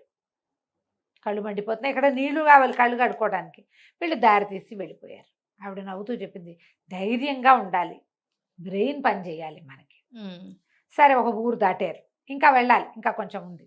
అయితే ఈ కుర్రాడు ఏం చేశాడు, ఒక అరుగు మీద ఆవిడని కూర్చోబెట్టి, ఇక్కడ కూర్చోండి మామగారు, నేను ఏమైనా ఆకలిస్తుంది, తినడానికి ఏమైనా పట్టుకొస్తాను అని చెప్పాడు. ఊళ్ళు దాటి వెళ్తారు, తిండి దొరుకుతుంది మధ్యలో ఎక్కడో. ఈవిడ్ని ఇక్కడ కూర్చోబెట్టాడు. వాడు వెళ్ళాడు. ఎంతసేపటికి రాడే, దుకాణాల వైపు వెళ్ళిన వాడు. ఏమిట్రా వీడు రావట్లేదని ఆవిడ మూట భుజాన్ని వేసుకుని అక్కడికి వెళ్ళేసరికి ఒక కొట్టు దగ్గర బాకెట్లో వీడిని గోల చేస్తున్నారు వాళ్ళు. ఏమిటా గోల, వీడి దగ్గర డబ్బులు లేవు, ఉండాలి డబ్బులు, వీడు తినేశాడు, నా తినేసిన డబ్బులు ఎవరు కక్కుతారు, నువ్వు గిన్నెలు దోముతావా, వాకిళ్ళు ఊడుస్తావా, బిడ్డ దంచుతావా, ఏం చేస్తావో చెప్పంటున్నాడు దుకాణందారు. ఈ కుర్రాడంటే డబ్బులు పోయినాయండి, నేనేం చేయను అంటున్నాడు. వాడు ఆల్రెడీ టిఫిన్ తినేశాడు అక్కడ. ఓకే, ఆడేదో ఫలహారం చేసి తినేసి మామగారి కోసం ప్యాక్ చేయించాడు. ఈ లోపల ఇదైంది. ఆవిడొచ్చి ఏమిటైనా అని కనుక్కుని, సరే పర్వాలేదులే అని చెప్పి డబ్బులు తీసిచ్చి మా వాడిని వదిలేయి, డబ్బులు జారిపోయినాయి. యువతలకు వచ్చాక రాజేశం అడిగాడు మా అమ్మగారిని, డబ్బులు ఎక్కడో జారిపోయినట్టున్నాయండి, ఆ పనివాడు ఆ దొంగవాడు వచ్చినప్పుడు నేను అటు ఇటు పరిగెత్తాను కదా, హైరాన్ పడ్డాను, ఎక్కడో జారి పడిపోయినాయి, అయినా మీ డబ్బులు నాకు ఇచ్చేశారు కదా మామగారు, మీ దగ్గర ఎక్కడమండి డబ్బులు అన్నాడు. అనేసరికి ఆవిడంది, ఒరే తెలివి తెల్లారా, డబ్బులన్నీ ఓ చోట పెట్టుకోకూడదురా, మా అబ్బాయి నా చేతికి ఇచ్చినవి నీకు ఇచ్చా, నేను ఉంచుకున్న డబ్బులు నా దగ్గరే ఉన్నాయి, అన్నీ ఓ చోట పెడితే పోవు, మొత్తం పోతే ప్రయాణంలో జాగ్రత్తలు ఏమిటి, అవును, డబ్బులన్నీ ఓ చోట పెట్టకూడదు, 2-3 బ్యాగ్స్ ఉండాలి, ఓ బ్యాగ్ పైన 2 బ్యాగుల్లో డబ్బులు ఉంటాయి, ప్రయాణంలో ఎవరితోటి వాదించకూడదు, పొట్లాడకూడదు, గొడవ పడకూడదు, మంచిగా మాట్లాడుకోవాలి, అంతేనా. ఏదైనా ఎవరో దొంగవాడో ఎవడైనా వస్తే ఉద్రేకపడకుండా ప్లాన్ ఆలోచించుకోవాలి, తెలివిగా ఏ పామో లేకపోతే ఏ జంతువో ఎదురుపడితే దాని మార్గం ఏమిటో ఆలోచించి దాని నుంచి బయటకు పడాలి. అక్కడి నుంచి సరే ఇంకొక 4 గంటల 5 గంటల ప్రయాణంతో నడకతోటి వీళ్ళు వాళ్ళ ఇంటికి చేరిపోయారు. 2 రోజుల తర్వాత మళ్ళీ ముసలావిడ ఇంటికి వచ్చేసింది, సుబ్రహ్మణ్యం గారింటికి. సుబ్రహ్మణ్యం గారు, ఏమిటి అమ్మా అప్పుడే వచ్చేసావు, 4 రోజులు ఉండకపోవా చెల్లాయి దగ్గర అంటే, ఏమో లేరా చూసాక రాజేశం మామ నువ్వు రేపతే నేను ఇంటికి వెళ్ళిన అన్నాడు. వాడికి ప్రయాణంలో తోడు తెలిసింది, ఈవిడ తోడు ఉంటే ఎలా ఉంటుందో, అందుకని ఆవిడే తోడు కావాలనుకున్నాడు. 2 రోజుల తర్వాత ఇంటికి వెళ్దాము, రండి రండి రండి అని నన్ను వెంబడి పెట్టి తీసుకొచ్చేసాడురా. సరేలే చెల్లాయిని చూసొచ్చాను, ఎవడూ తోడు లేకపోతే 4 రోజులు ఉండేదాన్ని, పిల్లాడు ఎటాగా ఉన్నాడు, వాడు నన్ను రారమ్మంటున్నాడు కాబట్టి వచ్చేసాను. నేను ప్రయాణాల్లో తోడు ఇట్లా ఉండాలి, ఇలాంటి సరైన తోడై ఉండాలి, సరైన తోడై ఉండాలి. ఈ కాలం ప్రయాణాల హడావిడి వేరే కదా చేయాలి. అవును గారు. మనం కూడా వెళ్ళేటప్పుడు కొంచెం లైక్ మైండెడ్ పీపుల్, ఒకే రకమైన ఫుడ్ టేస్ట్లు, భోజనపు రుచులు ఒకే రకంగా ఉండటం, బట్టలు పాతలు ఒకటే రకమైన డ్రెస్సింగ్ ఉన్న వాళ్ళు, ఇలా వెళ్తే ఇబ్బందులు, ప్రయాణంలో పదనిసలు లేకుండా గొడవలు లేకుండా కొంచెం ప్రశాంతంగా చేస్తాం. ఎక్కడికైనా వెళ్ళేటప్పుడు 4 కనుక్కోవటం, బట్టలు అంటే వసతిగా తీసుకెళ్ళటం, చుట్టుపక్కల ప్రాంతాల్లో ఏ సమస్యలు రావచ్చో కనుక్కోవటం, ఓ బ్యాటరీ లైట్ లాంటిది పెట్టుకోవటం, తర్వాత దోమలకి ఏదైనా ఒకటి పెట్టుకోవటం, రిపెల్లర్స్ ఏదైనా క్రీమ్స్ అయినా ఏదైనా పెట్టుకోవటము, అలాంటివి కొంచెం జాగ్రత్తలు ఎప్పుడు వహించాలి. ప్రయాణాల్లో మంచి తోడు ఉంటే ప్రయాణం చాలా హాయిగా వెళ్తుంది. ఎప్పుడైనా అలాంటి అవసరాలు వచ్చినప్పుడు అలా ఆలోచించండి, కథ మాత్రం వినేయండి, బాగుంటుంది. నమస్తే. నమస్తే జయ. నమస్తే రమ్మగారు. నమస్తే జయ. చందమామ కథ ఒకటి చెప్తారండి. ఇంకోటి చెప్దాం. అదేదో ఒక ఊళ్ళో ఒక రాజుగారు ఉండేవారు, ఊరి పేర్లు పెట్టలేనబ్బా నేను. అంతేనా రమ్మగారు? రాజుగారికి ఒక భలే అందమైన కూతురు ఉండేదట. రాజుగారు చాలా గొప్పగా ఉండేది, మా పిల్ల ఎంత అందగత్తో అని. అయితే చుట్టుపక్కల రాజ్యాల వాళ్ళందరూ మీ పిల్లని మాకివ్వండి మాకివ్వండి మాకివ్వండి అనేవాళ్ళు, అందం కోసం. ఆమె అందం కోసం. ఆ అందగత్త అయిన అమ్మాయి ఏం చెప్పిందంటే, నాన్న తెలివి తక్కువ వాళ్ళకి ఇవ్వద్దు నాన్న, నన్ను తెలివైన వాళ్ళకి ఇవ్వు అంది. సహజం కదండి. వాళ్ళని వీళ్ళని ఏదైనా మాట్లాడితే, ఏమిటి వీళ్ళు ఇలా ఉన్నారు వాళ్ళు అలా ఉన్నారు అలా అనిపించేది. కొంతమంది తెలివిగల వాళ్ళుగా కనపడేవారు, కానీ వాళ్ళు తనకంటే తెలివిగల వాళ్ళు కాదేమో అనిపించేది. సరే, ఈ లోపల ఊళ్ళో కూడా బాగా సంపాదన పరులైన వాళ్ళు, అంటే మంచి ధనవంతులైన వాళ్ళు, చిన్న రాజ్యం అది, అమ్మాయిని మాకు ఇవ్వండి, రాజ్యాన్ని మేము సేఫ్గా చూసుకుంటాం, ఇలాంటివి కూడా చెప్తుండేవాళ్ళు. చివరికి ఆయన గుళ్ళు మండిపోయింది. ఇలా కాదు, మా పిల్లకి స్వయంవరం లేదు, నేనే చెప్తా, నన్నెవరు మోసం చేస్తారో వాళ్ళకి నా పిల్లని ఇస్తానన్నాడు. నన్ను మోసం చేయలేకపోతే 100 కొరడ దెబ్బలు బడికి అని చెప్పాడు. అయినా సరే రాజకుమార్తె తాలూకు సౌందర్యం పట్ల ఆసక్తితోటి వారా వీరా వచ్చేవాళ్ళు రాజుగారికి ఏవో ఒకటి పిచ్చి మాటలు చెప్పి ఆయన్ని మోసం చేయలేక ఆయన్ని బోల్తా కొట్టించడం వాళ్ళ వల్ల గాక కొరడా దెబ్బలు తినిపోయేవాళ్ళు. క్రమంగా యువరానికి పెళ్ళవుతుందని ఆశ కోల్పోయారు జనాలు. రాజుగారు అతి తెలివి కలిగిన వాడు, ఆయన మోసం చేయటం అంత ఈజీ కాదు. ఎలాగా? సరే, ఈ ఊళ్ళో ఒక వ్యాపారస్తుడు ఉన్నాడు, మంచి డబ్బులున్నాయి ఆయనకి.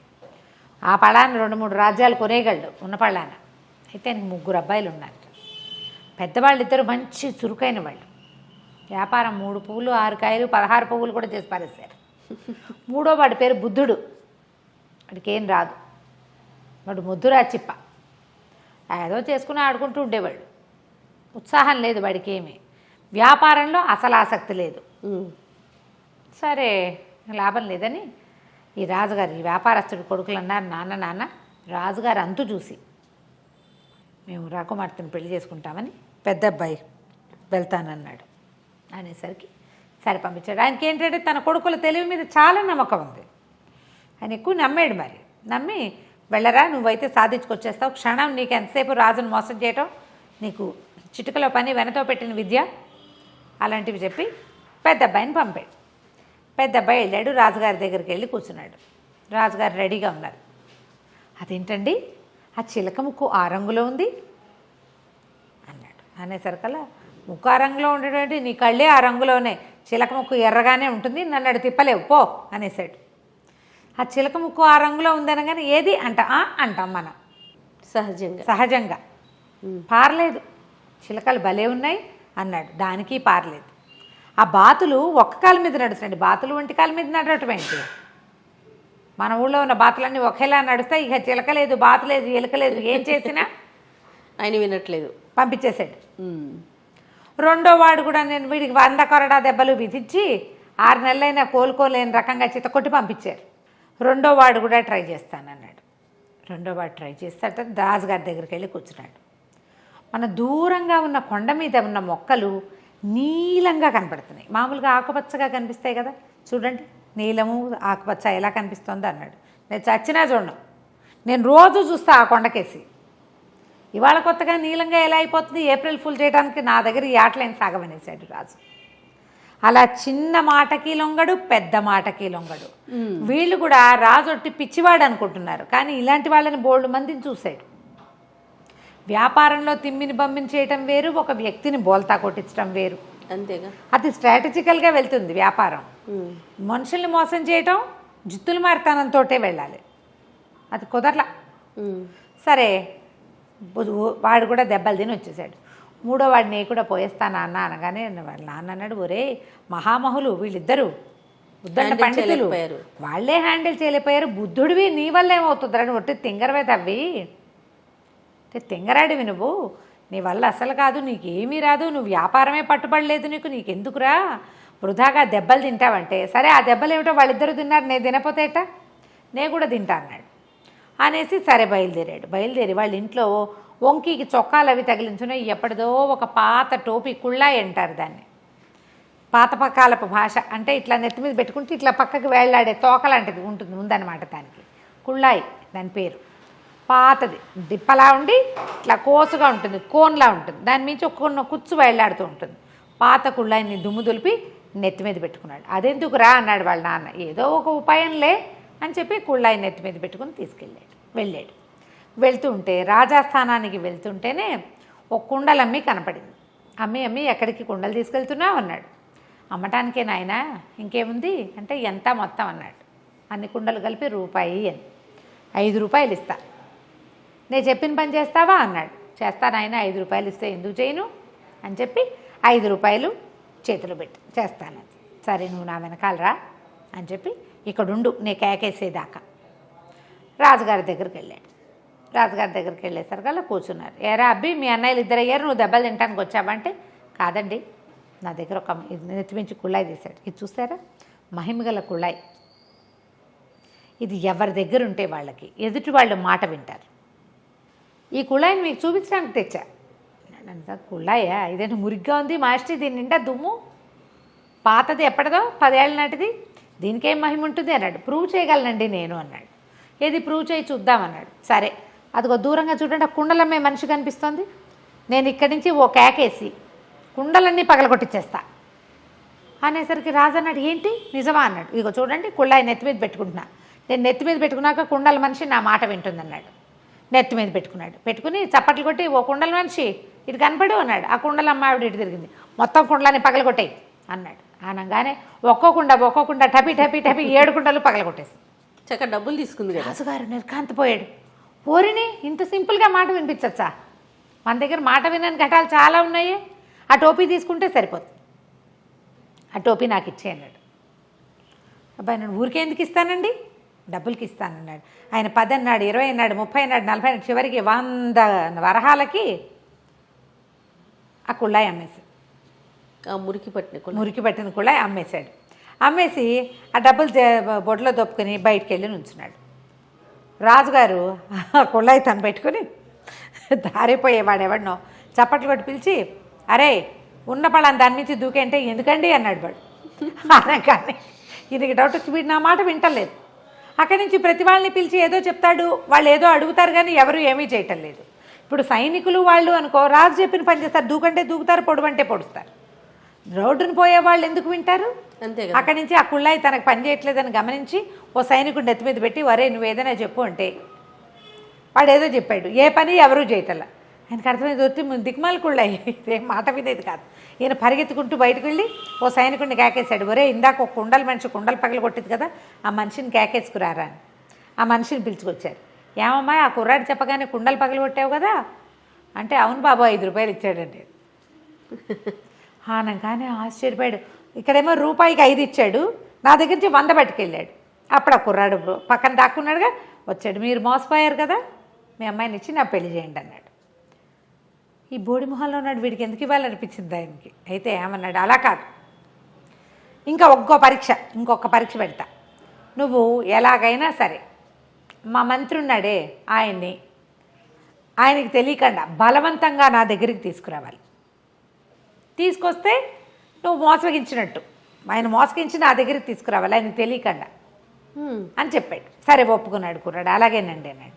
ఈయన వెంటనే మంత్రికి కబురు చేశాడు, ఫలానా వ్యాపారస్తుడు 3వ కొడుకు బుద్ధుడు అనేవాడు నీ దగ్గరకు వస్తాడు, నువ్వు వాడి మాట వినద్దు, వాడు నీ దగ్గరికి రానివ్వకుండా నేను 100 మంది సైనికుల్ని కాపలా పెడతాను అనేసరికి సరే అన్నాడు. మంత్రి గారి ఇంటి చుట్టూతా కాపలా పెట్టారు, వాడిని లోపలికి రానివ్వరు. వీడేం చేశాడు, ఒక గోను సంచి తీసుకుని ఆ గోను సంచిలో కూర్చుని ఆ సంచితో సహా మంత్రి గారింటి ముందు దొరలటం మొదలుపెట్టాడు. మంత్రి గారింటి ముందు దొరలేసరికల్లా ఎవడరా నువ్వు, ఏంట్రా ఇది సంచితో సహా దొరుకుతున్నావు అని మంత్రి గారు బయటకు వచ్చి అడిగాడు. అడిగితే మూట పొడదీసి చూశారు, వీడని తెలిసింది. ఏమిట్రా ఇందులో కూర్చొని దొరుకుతున్నావు? ఇది జ్ఞాన సంచి అండి, ఇందులో కూర్చున్న వాళ్ళకి వీళ్ళు చెప్పిన మాట అవతల వాళ్ళు వింటారు. దొర్లించుకో, ఇందులో ఉండటమే, మనం కాసేపు దొరలేమంటే చాలు అనగానే మంత్రి గారు నిజమా అన్నాడు. అవునండి, అవును, మనం ఏదనుకుంటే అది చేస్తాం, నేను రాజుగారిని మోసం చేశాను ఈ సంచిలో కూర్చునే అనగానే ఆయన మంత్రి గారికి ఉత్సాహం వచ్చింది. ఆయనకి చిన్న మంత్రి హోదాలో ఉన్నాడు, పెద్ద మంత్రి అయిపోవాలని ఉంది పాపం ఆయనకి. అందుకని ఏం చేశాడు, ఒరే ఉండరా నువ్వు బయటిరా, నేను కూర్చుంటానని ఆ సంచిలో కూర్చోగానే వీడు మూతి కట్టేసి ఆ సంచి ఈడ్చుకుంటూ తీసుకుపోయాడు. ఆయన లబోదిబో ఆ సంచిలో. ప్రతివాడికి అత్యాస ఉంటుంది కదా, వీడి రాజుగారి దగ్గర తీసుకుపోయి సంచి పొడదీశాడు. అందులోంచి మరి మిడిల్ సైజు మంత్రి గారు లేచి నుంచున్నాడు. ఇదేమిటి సంచిలోకి ఎలా వచ్చిందంటే, అందరూ నా మాట వింటారని చెప్పాడంటే జ్ఞాన సంచి అన్నాడు, అందుకని ఎక్కానండి అన్నాడు. ఎలాగైనా మంత్రిని తీసుకురావాలి, సైనికుల్ని తీసుకెళ్ళి కాదు. ఇప్పుడు దొరికేశాడుగా. రాజుగారు ఏమన్నాడు, దీంతో అయిపోలేదు, ఇంకా ఇంకో పరీక్ష పెడతాను నీకు అన్నాడు. 3వ ట్విస్ట్.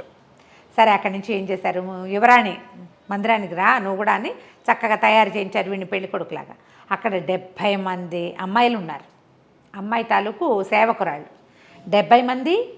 ఆ రాజకుమార్తె ముందే చెప్పారు, రాజకుమార్తె ఎవరో నీకు చూపించాం, 70 మంది ఉంటారు, వాళ్ళల్లో రాజకుమార్తెని నువ్వు గుర్తుపడితేనే నీకు ఆమెతో పెళ్ళి, లేకపోతే నీ 100 కొరడా దెబ్బలు తప్పవు.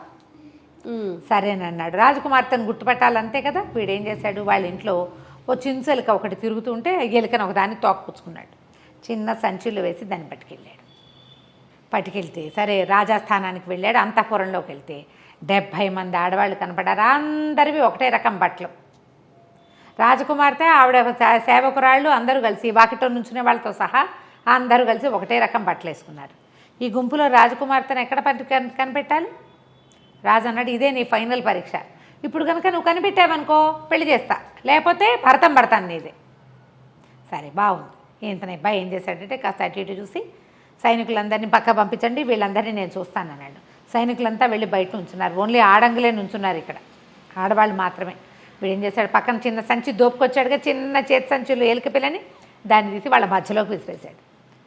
అది చూసేసరికల్లా ఎలుక అది పడేసరికల్లా కేవ్వమని ఒక అమ్మాయికి స్పృహ తప్పి పడిపోయింది. మిగిలిన 69 మంది దానికి సేవలు చేయటం మొదలుపెట్టారు. వీడు పరిగెత్తుకుంటూ పోయి స్పృహ తప్పిపోయిన అమ్మాయి చేయించుకున్నాడు, ఈవిడే రాజకుమారి. బాగుంది. మిగిలిన వాళ్ళందరూ పనిచేసేవాళ్ళు, వాళ్ళకేం భయము, ఎలుకని చూస్తేను కుందేలను చూసి బొద్దింకని చూసి వాళ్ళు ఎందుకు భయపడతారు. అతి సుకుమారైన రాకుమారి మాత్రం ఊరికి ముందు మూర్చపోయింది. అనేసరికల్ రాజుకి ఇంకేం చేయాలో తెలియలే, తప్పించుకోలేమనిపించేసింది. సరే ఇంక అప్పుడు ఏం చేస్తాడు, ఇంత తెలివిగలవాడని చెప్పి ఆ వ్యాపారస్తుడి కొడుకైన బుద్ధుడికి ఈ రాజకుమార్తె నుంచి పెళ్లి చేశాడు. అత్యంత తెలివితేటలు కలిగినటువంటి పెళ్లి కొడుకుగా ప్రకటించి వాడికి ఇచ్చి పెళ్లి చేశాడు. కథ కంచికి మనం ఇంటికి. చాలా బాగుందండి. నమస్తే రమ్మగారు. నమస్తే జయ. నమస్తే రమ్మగారు. నమస్తే జయ. మంచి స్టోరీ చెప్పండి అండి. చందమామ కథ చెప్దామా? ఓ పూర్వం ఒక కోయపల్లెలో, ఒక చిన్న పల్లెటూరులో ఒక కోయవాడు ఒక ఆయన ఉండేవాడు. పెళ్ళయింది, 2 పిల్లలు పుట్టాక భార్య చనిపోయింది. చనిపోతే ఆయనకి చుట్టుపక్కల వాళ్ళంతా ఏమంటారు, చంటి పిల్లలు ఉన్నప్పుడు ఆడది లేకుండా ఎట్లా చేస్తావు, నువ్వు వేటకు వెళ్తావు, నువ్వు ఊళ్ళోకి వెళ్తావు, అడవిలోకి వెళ్తే పిల్లల సంరక్షణకు ఆడది ఉండద్దు, ఇంటికైనా ఆడది ఇంటికి ఇల్లాలి, ఇంటికి ఇల్లాలి ఉండాలని పెళ్ళిళ్ళు చేసేవాళ్ళు. రెండో పెళ్ళి చేస్తే అదొక రాకాసి. ఆవిడికి సవితి పిల్లలంటే గిట్టేది కాదు. ఈ పెద్ద పిల్లలిద్దరు, ఒకడు సింగన్న, పిల్ల పేరు దుర్గాలు. సింగన్న తెలివైన వాడు, కొంచెం తప్పించుకోవటాలు అవి చాతొచ్చిన వాడు. ఆ దుర్గాలు తెగ ఏడ్చేది చిన్నపిల్ల తల్లి, సవితి తల్లి పెట్టే బాధలకి. అన్నిటికీ కసిరి కొట్టేది, వాళ్ళకి పెట్టేది కాదు, సగమే పెట్టేది. ఏదైనా తింటే ఎంతసేపు తింటావనేది, పని చేయించేది బాగా. చిన్నపిల్లతో అన్ని పనులు చేయించేది. దాని చేతులు పుళ్ళు పడిపోయి కాళ్ళకి దెబ్బలు తగిలి ఏడ్చుకుంటూ ఉండేది. పాపం సింగన్నకు బాధగానే ఉండేది. అయితే ఈ చెల్లెని తప్పించగలిగినంతసేపు తప్పించేవాడు, ఇక లేకపోతే లేదు. ఈ సవితి తల్లికి ఏమనిపించిందంటే, వీళ్ళని ఇట్లా ఏడిపించుకు తింటాం ఎందుకు, వీళ్ళని పీడ విరగడి చేసేసుకుందాం అని చెప్పి ఓ తెలిసిన చుట్టాల అబ్బాయిని ఒకరిని పిలిచి, ఒరే వీళ్ళని అడవిలోకి తీసుకెళ్ళాలిరా అని చెప్పి. పిల్లాడికి ఏం చెప్పింది, మనకి మందులు ఏవో కావాలి, మందులు నూరుకోవాలి, ఆ మందులకి కావాల్సిన మొక్కలు అడవిలో ఉంటాయి, పనివాడు వస్తాడు, నువ్వు వాడితో వెళ్ళు అని చెప్పింది. నువ్వు ఒకటివే ఏం పోతావు, చెల్లిని కూడా తోడు తీసుకెళ్ళు అని చెప్పి చెల్లెల్ని కూడా పంపించింది. వాడు పిల్లాడు ఇదేదో ఎత్తేస్తుంది అనుకుని వాడు ఆడుకునే కాయ ఇవి ఉంటాయి, రాళ్ళు, గులకరాళ్ళు, ఆటలాడుకునేవి. అన్ని గులకరాళ్ళని జేబులు పోసుకున్నాడు. వెళ్ళే దారిలో ఒకటి వేసుకుంటూ వెళ్ళాడు. ఆ పనివాడు ఏం చేశాడు, అడవిలో ఒక చెట్టు కింద తీసుకెళ్ళి, మీరు ఇక్కడే కూర్చోండి, నేను మళ్ళీ వస్తా, అక్కడెక్కడికో వెళ్ళి ఆ మొక్కలు ఏవో పీక్కొస్తానని ఇంకో దారి గుండా వెళ్ళిపోయాడు. వెళ్ళిన దారినే మళ్ళాడు అనుకో, పిల్లాడికి అర్థం అవుతుంది, కొంచెం పెద్దవాడు కదా, ఓ 10-11 ఏళ్ళ వాడు, 10-11-12 ఉన్నాయి. పిల్లకు ఒక 7 ఏళ్ల పిల్ల, 6-7 ఏళ్ళు ఉంటాయి. ఆ నుంచి ఈ పిల్లాడు ఏం చేశాడు, కొంచెం చీకటి మసలేసరికి ఓహో వీడు వదిలిపెట్టి వెళ్ళిపోయాడని ఈ రాళ్ళు వేసాడు కాదు, ఇవి ఒక్కొక్క రాయిని వెతుక్కుంటూ రాత్రికి వెన్నెల్లో కొంచెం మెరుస్తున్నాయి వేసిన రాళ్ళు. తను వేసిన వాటిని వాడు గుర్తుపడతాడు కదా, రోజు ఆడుకునే గులకరాళ్ళు. ఆ దారి వెంబడే నడుచుకుంటూ ఇంటికి వెళ్ళిపోయాడు. చీకటి పడలేక ఇంటికి వచ్చిన పిల్లల్ని చూసి రుసరుసలాడిపోయింది సవితి తల్లి. ఏదో తిట్టింది. ఒక 4 రోజులు గడిపాక మళ్ళీ ఇంకొకరిని కేకేసింది. అయితే ఈసారి ఏం చేసింది, సమయం ఇవ్వాల. పిల్లాడికి ముందు రోజే చెప్పింది అనుకో, వాడు ఏదో ఒక ఏర్పాటు చేసుకుంటాడు వెనక్కి వచ్చేయటానికి. అప్పటికప్పుడు నువ్వు వెళ్ళమని పంపిస్తే వీడేం చేశాడు, వాళ్ళ అమ్మ ఆవిడేం చేసింది, పిల్లడికి రొట్టెలు ఒత్తి, మాడిపోయిన రొట్టెలు అంత బెల్లము ఇచ్చింది. వీడేం చేశాడు, ఆ రొట్టెలు చిన్న చిన్న ముక్కలు చేసి వెళ్ళే దారిలో వేసుకుంటూ వెళ్ళాడు. కానీ అక్కడికి వెళ్ళాక ఆ రెండో పనివాడి పిల్లల్ని అక్కడ వదిలిపెట్టి ఎటో పోయాడు. ఇక రాల. వీడు రొట్టెలు వెతుక్కుంటూ వెనక్కి వద్దాం అనుకున్నాడు. కానీ అడవిలో ఈ రోడ్ల మీద పురుగులు, చీమలు అవి ఇవి ఉండవు, తినేసినాయి. రొట్టెలు కాస్త ముక్కలన్నీ పిండి అయిపోయి ఎవరిది వేడి దారిని పట్టిన అవి పోయినాయి. దారి కనపడలా. ఇకేం చేస్తాడు, వెతుక్కుంటూ ఈ చెల్లెల్ని వెంటేసుకుని ఏవో 2 కాయలు ఏవో కనపడితే ఆ 2 కాయలు, బెల్లం ముక్క ఒకటి ఉంది, బెల్లం ముక్క పెట్టి చెల్లెలకి తినిపించాడు. వాడు నడవడం మొదలుపెట్టాడు.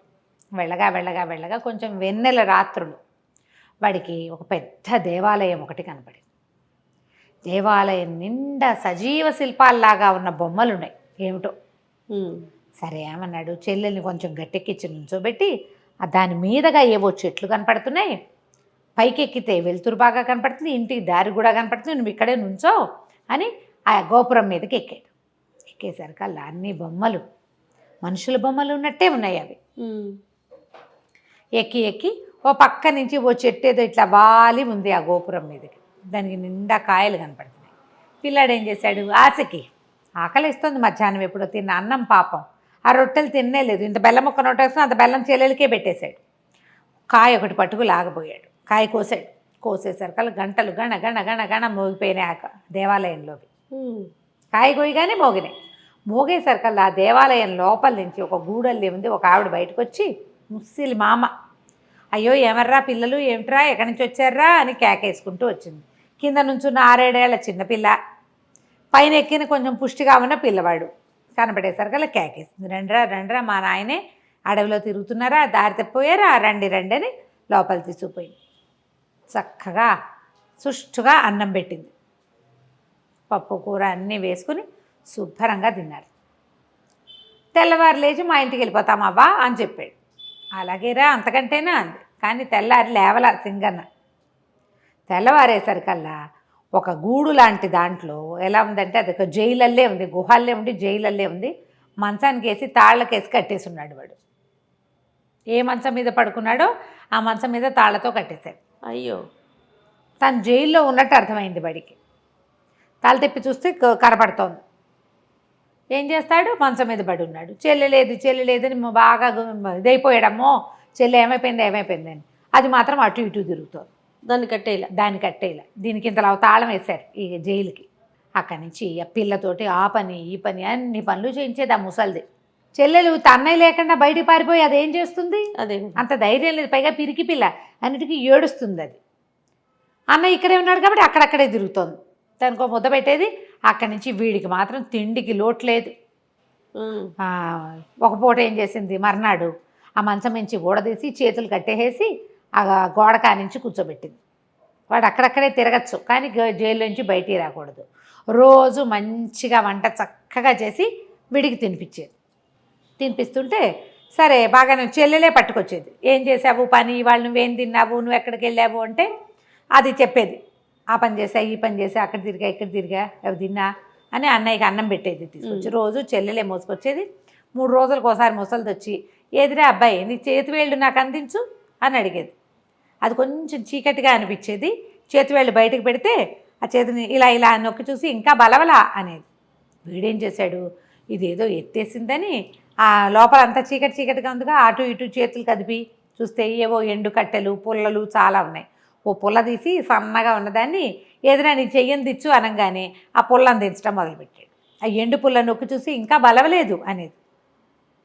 సరికి ఇది ఏదో చేస్తోందని అనిపించింది. అయితే ఏం చేస్తుంది, దుర్గాలు ఉందిగా పిల్ల, అటు ఇటు తిరుగుతూ అది చెప్పింది. అన్నయ్య ఇవాళ ముసలిమామ ఏం చేసిందో తెలుసా, పెద్ద పొయ్యి ఉంది లోపల, ఎక్కడో లోపల గదిలో. పొద్దున పేడ మోసుకెళ్తోంది. ఎందుకో పేడ మోసుకెళ్తోందని నేను కూడా వెళ్ళాను. ఆ పేడ తట్ట ఇంత తట్ట ఈ పిల్ల మొయ్యలేదని అదే మోసుకెళ్తోంది ముసలమ్మ. పెద్ద పొయ్యి ఉంది. పొయ్యి అంతా అలికింది నున్నగా.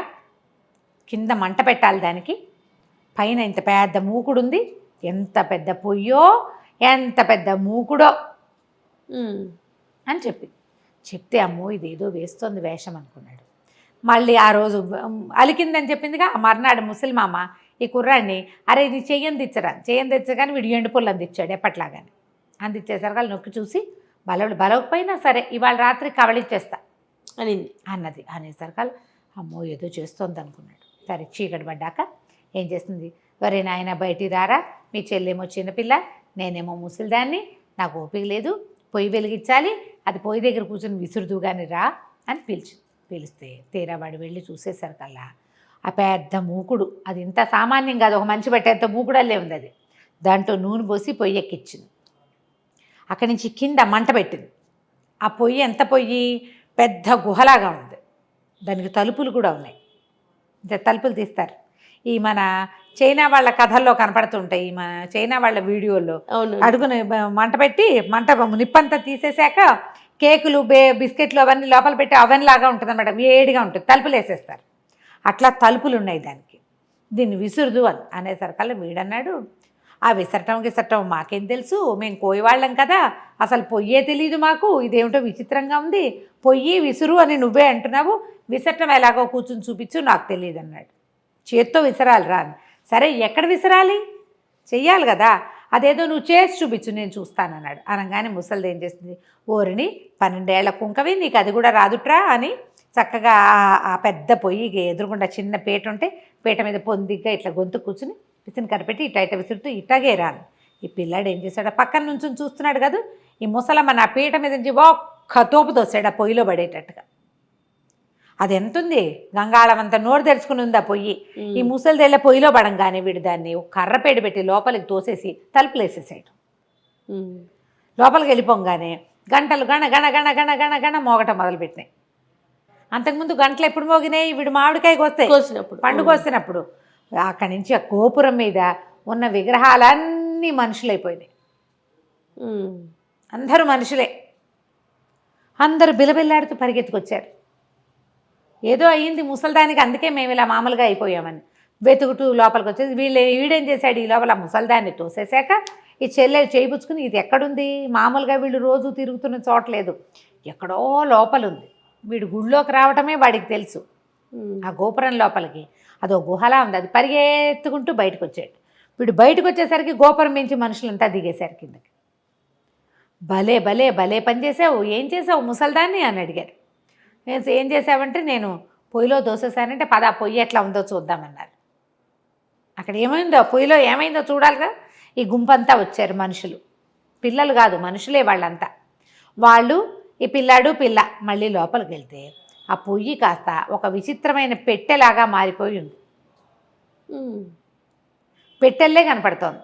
దాని మీద రాసుంది, మాయదారి ముసల్దాన్ని మట్టు పెట్టిన మహానుభావులారా నా మీదకి ఎక్కండి, ఈ గద్దె మీద ఎక్కి కూర్చోండి, మీకు ఎక్కడికి కావాలంటే అక్కడికి తీసుకెళ్తా, ఏం కావాలంటే అది ఇస్తా. అనగానే చుట్టూతా చేరిన వాళ్ళని చప్పట్లు కొట్టారు. మీరే మహానుభావులు, మా ఎవరి వల్ల కాలేదు, ఎక్కండి ఎక్కి కూర్చోండి అని ఈ పిల్లాడిని ఎత్తి దాని మీద కూర్చోబెట్టి ఆ దుర్గాల్ని కూడా ఎత్తి దాని మీద కూర్చోబెట్టారు. మా ఇంటికి వెళ్ళాలి అనగానే ఆ పెట్టె బొక్క వదుటనే లేచేసి ఇంటికి తీసుకెళ్ళి రైమని వాళ్ళ ఇంటికి తీసుకెళ్ళిపోయింది. ఒక పల్లకిలాగా అయిపోయింది అనమాట. అది మోసుకుంటూ వాళ్ళ ఇంటికి తీసుకుపోయింది. ఎప్పుడైతే ఈ పిల్లలు ఆకాశంలో నుంచి దిగేసరికి ఏవో మాయలు మంత్రాలు జరిగిపోతున్నాయి. అప్పటికి వీళ్ళు వెళ్ళిపోయి 10-15 రోజులు అయిపోయింది కదా. చుట్టుపక్కల వాళ్ళంతా తిట్టిపోస్తున్నారు పిల్లల్ని పొట్టను పెట్టుకున్నామని. మొగుడు కూడా తిడుతున్నాడు. పిల్లలు చూడగానే సవితల్లి లేచకపోయింది, పరిగెత్తుకుంటూ పారిపోయింది అక్కడి నుంచి. తండ్రి పిల్లలిద్దరినీ కావలించుకున్నాడు. చచ్చిపోయారు అనుకున్నాను రా నాయన, ఎలా తిరిగి వచ్చారంటే జరిగిందంతా చెప్పారు. ఆ పెట్టె ఏది అడిగితే అది ఇస్తుంది. వాళ్ళకి ఏముంటాయి సింపుల్ కోరికలు, ఏదో మాంసం కూర అన్నం అవే కావాలి. పల్లెటూరి వాళ్ళు కదా, వాళ్ళకి కావాల్సింది కోరుకుని ఆ ఊరికి కావాల్సినవి చేసుకుంటూ పిల్లలిద్దరూ తండ్రితోటి హాయిగా ఉన్నారు. కథ కంచికి మనం ఇంటికి. చాలా బాగుందండి. నమస్తే అమ్మగారు. చిన్న కథ కదా. నమస్తే రమ్మగారు. నమస్తే జయ. ఏదైనా మంచి స్టోరీ చెప్పండి రమ్మగారు. కష్టాలు సుఖాలు. కష్టాలు ఎందుకు వస్తాయి? ప్రారబ్ధ కర్మని బట్టి. అంతేగా, మన ముందు జన్మలో చేసుకున్న ప్రారబ్ధం వల్ల మనకి ఇప్పుడు కష్టాలు వస్తాయి. సుఖాలు అవి కూడా అంతే, ప్రారబ్ధం వల్లే. మనం అక్కడేదో మొదలుపెట్టి వచ్చాం, దాని కంటిన్యూషన్ ఈ జన్మలో అవుతుంది. నువ్వు ఎక్స్పెక్ట్ చేయవు, నీకు కావక్కర్లేదు, నువ్వు అక్కర్లేదు, నువ్వు అనుకోవు, నీకు ఐడియా లేదు, ఆసక్తి లేదు, అయినా కూడా వస్తాయి. నేను హాయిగా పనిచేసి పెట్టేవాళ్ళు, హాయిగా డబ్బులు ఇచ్చేవాళ్ళు, హాయిగా కొనుక్కోమనేవాళ్ళు, హాయిగా తినమనేవాళ్ళు, వీళ్ళకి ఇలా ఎలా వచ్చాయని మనం ఆశ్చర్యపోతుంటాం. వాళ్ళకి అన్నీ వచ్చేస్తుంటాయి. ప్రారబ్ధ కర్మానుసారం కష్టాలు ఎలా వస్తాయో సుఖాలు కూడా అలాగే వస్తాయి. ఒప్పుకో బుద్ధి కావట్లేదు కదా నీకు? అస్సలు కావట్లేదు రమ్మగారు. సుఖాలు ఎలా వస్తాయంటే వాళ్ళ లెవెల్కి వాళ్ళు, వాళ్ళ స్థాయికి తగినట్టు అది వాళ్ళకి సుఖంగానే అనిపిస్తుంది. ఆ రోజుకి సుఖం. ఇప్పుడు ఆ రోడ్డు మీదే తిరుగుతూ రోడ్ల మీదే పడుకుని రోజు పావలా 10 పైసలతో కడుపు నింపుకునే వాడికి ఆ రోజు 100 రూపాయలు దొరికి ఒక అన్నం కడుపు నిండా తిన్నాడు అనుకో, 3 పూట్ల సుఖం వాడికి. నీకేమనిపిస్తుంది? మనకు పై లెవెల్ వాళ్ళకి 3 పూట్ల తింటమే గొప్ప, ఇంకా అదేదో కావాలి కదా అని మనకు అనిపిస్తుంది. అదే మన లెవెల్ వేరు. ఎవడి లెవెల్ సుఖం వాడి ప్రారంధం వల్లే వాడికి లభిస్తుంది. చందమామలో ఒక మంచి కథ ఉంది, సుఖ ప్రారంధం. ఆ కథ పేరే అది. బాగుందండి. పూర్వం అట ఢిల్లీ పాదుషా దగ్గర విజయుడు అని ఒక మహామంత్రి ఉండేవాడు. ఆయన స్థాయి, ఆయన ధోరణి, ఆయన వ్యక్తిత్వాన్ని బట్టి ఆయన్ని విజయ మహారాజు అని పిలిచేవాళ్ళట. ఆయన్ని కూడా మహారాజానే పిలిచేవాడు. విజయ మహారాజు వ్యక్తి, అంత గొప్ప వ్యక్తి. అయితే ఏమిటంటే ఆయనకి ఈ దేహాభిమానం అవి ఏమీ లేవు పాపం. ఆయనకి వైరాగ్య చింతన ఉంది.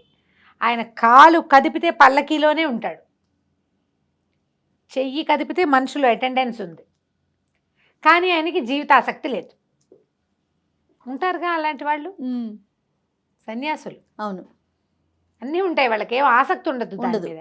ఆయన రకరకాల తత్వాలు రాసేవారట, జీవిత సత్యాల మీద ఎన్నో తత్వాలు రాసేవాళ్ళు. ఆయన తత్వాలు ఎంత బాగుండేవంటే అసలు అందరూ ఊళ్ళో పాడుకునేవాళ్ళు వాటిని పాటల్లాగా. బైరాగులు బాగా పాడేవాళ్ళట. అవన్నీ ఏంటంటే పారమార్థికమైన తత్వం. తనకి లభించేటువంటి ఈ మహాసుఖవంతమైన జీవితం మీద ఆయనకి ఏమీ ఆసక్తి లేకపోవటం వల్ల పుట్టినవి. అది లేనిదే కుదరదని ఉండదు ఆయనకి, కానీ అవన్నీ ఉంటూ ఉంటాయి పాపం. ఆయన ధోరణి, ఆయన పరిస్థితి అది. అయితే ఈయన పాడిన పాటలు, ఈయన రాసిన పాటలు ఆ ఊళ్ళో పాడుకుంటూ ప్రపంచం అంతా, అంటే భారతదేశం అంతా వెళ్ళినాయి అన్నమాట.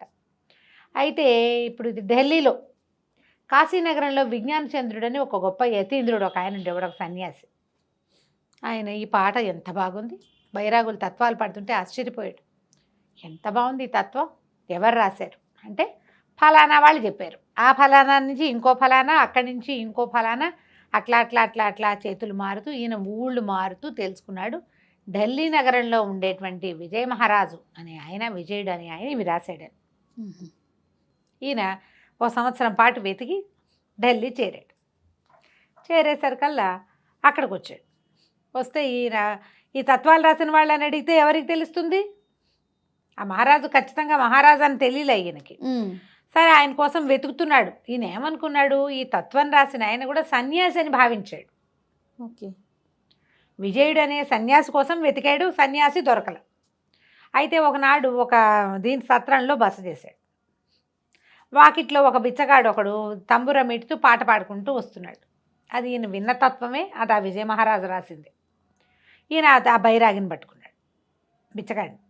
ఏరా అబ్బాయి, ఎక్కడిది ఈ పాట, ఎవరు రాశారంటే మా ఢిల్లీ మంత్రి విజయ మహారాజు రాసిన తత్వం, మేమందరం పాడుకుంటాం అన్నాడు. అనేసరికల్లా ఏమిటి మహారాజా అంటే, మహారాజు కాదండి ఆయన మంత్రి, కానీ ఆయన మేము మహారాజు అని పిలుచుకుంటాం ఈ ఊళ్ళో, ఆయనే ఇట్లాంటి అద్భుతమైన తత్వాలు రాస్తాడు, ఇవి బయటకు వస్తాయి, మా ఊరంతా పాడుకుంటామండి. ఈ ఊళ్ళోకి వచ్చిన బైరాగులు వాళ్ళు వీటిని నేర్చుకుని సన్యాసులు అక్కడ అవతల వీటిలలో కూడా, అంటే అప్పట్లో తిరిగేవాళ్ళు బైరాగి జనం. ఏముంది, తత్వాలు పాడుతూ తిరిగితే ఎవరో ఒకళ్ళు ఒక ముద్ద పెడితే ఆ ముద్ద తిని తత్వం పాడుకుంటుండే. తత్వం లోపలికి వెళ్ళే తాదాత్మ్యత కోసం పాడుకునేవాళ్ళు, భిక్షాటన కోసం పాడుకునే పాట కాదు అది.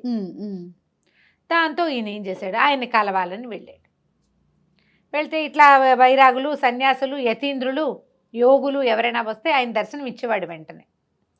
వెళ్ళేసరికల్లా ఆ సభ అక్కడికి వెళ్తుంటే ఆశ్చర్యపడి, ఏమిటిది పాలరాతి మందిరం, బంగారపు ఇవి వేళ్లాడుతున్నాయి, ఏమంటారు తోరణాలే, బంగారు తోరణాలు, ఎంతమందో జనం, చల్లటి గాలి వచ్చేటువంటి పంఖాలు, సువాసనలు వెళ్తున్నటువంటి ఇవి పరదాలు, తోటలు, ఘుమఘుమలాడిపోతోంది వాతావరణం అంతా. అట్లా ఎలా ఉండాలి, సన్యాసి దగ్గర అట్లా ఉండకూడదు. ఆయన ఆశ్చర్యపోయాడు. ఈ విజ్ఞాన చంద్రుడికి లోపలికి దర్శనం ఇప్పించారు. ఈయన వెళ్ళేసరికల్లా ఒక పట్టు బాలిస్ మీద ఆయనట వాలి కూర్చున్నాడు, ఏదో రాసుకుంటున్నాడు. పక్కన ఒకళ్ళు వింజామర, ఒకళ్ళు ఛత్రం ఇది విసురుతున్నారు. చల్లని గాలి వచ్చే పంఖా ఊతు మీద తిరుగుతోంది అటు ఇటుగా, అంటే ఆ గదంతా చల్లగాలి వస్తుంది, ఆ చల్లదనం ఈయన మీదకి రావడానికి ఒక వింజామర విసురుతున్నారు. ఆశ్చర్యపోయాడు ఆయన. ఏమిటి నాయన ఏమిటంటే, సరే మాట్లాడుకున్నారు. వెళ్ళి పాదాల మీద పడ్డాడు. ఆ యోగిని చూడంగానే కూర్చోండి అన్నాడు. ఆయనకి అన్నీ అరేంజ్ చేశాడు. అప్పుడు ఈయన ఏమన్నాడు, నువ్వు ఇట్లా సుఖాలు అనుభవిస్తూ తత్వాలు రాయటం ఏమిటి? నేనేం చేయనండి, నాకు సుఖాలు అనుభవించాలని లేదు, కానీ నా పదవి అట్లాంటిది, నా జీవితం అట్లాంటిది, వీళ్ళంతా ఉన్నారు అంతేను, వీటి మీద ఆసక్తి లేదండి నాకు. ఏమిటో వాళ్ళు ఉన్నవారు వాళ్ళ పని వాళ్ళు చేసుకుంటూ ఉంటారు. అమ్మాయి వింజామరా, దాని జీతం పోతుంది వద్దంటే, అందుకని అది వీచుకుంటూ ఉంటుంది. వాడు పంఖా లాగేవాడు ఒకటినాడు, వాడి జీవితం పోతుంది, లాగనిస్తాను. ఇవన్నీ ఇలా మెయింటైన్ అవుతుంటాయి. అందరూ ఎవరి పని వాడు చేసుకుంటూ పోతూ ఉంటాడు.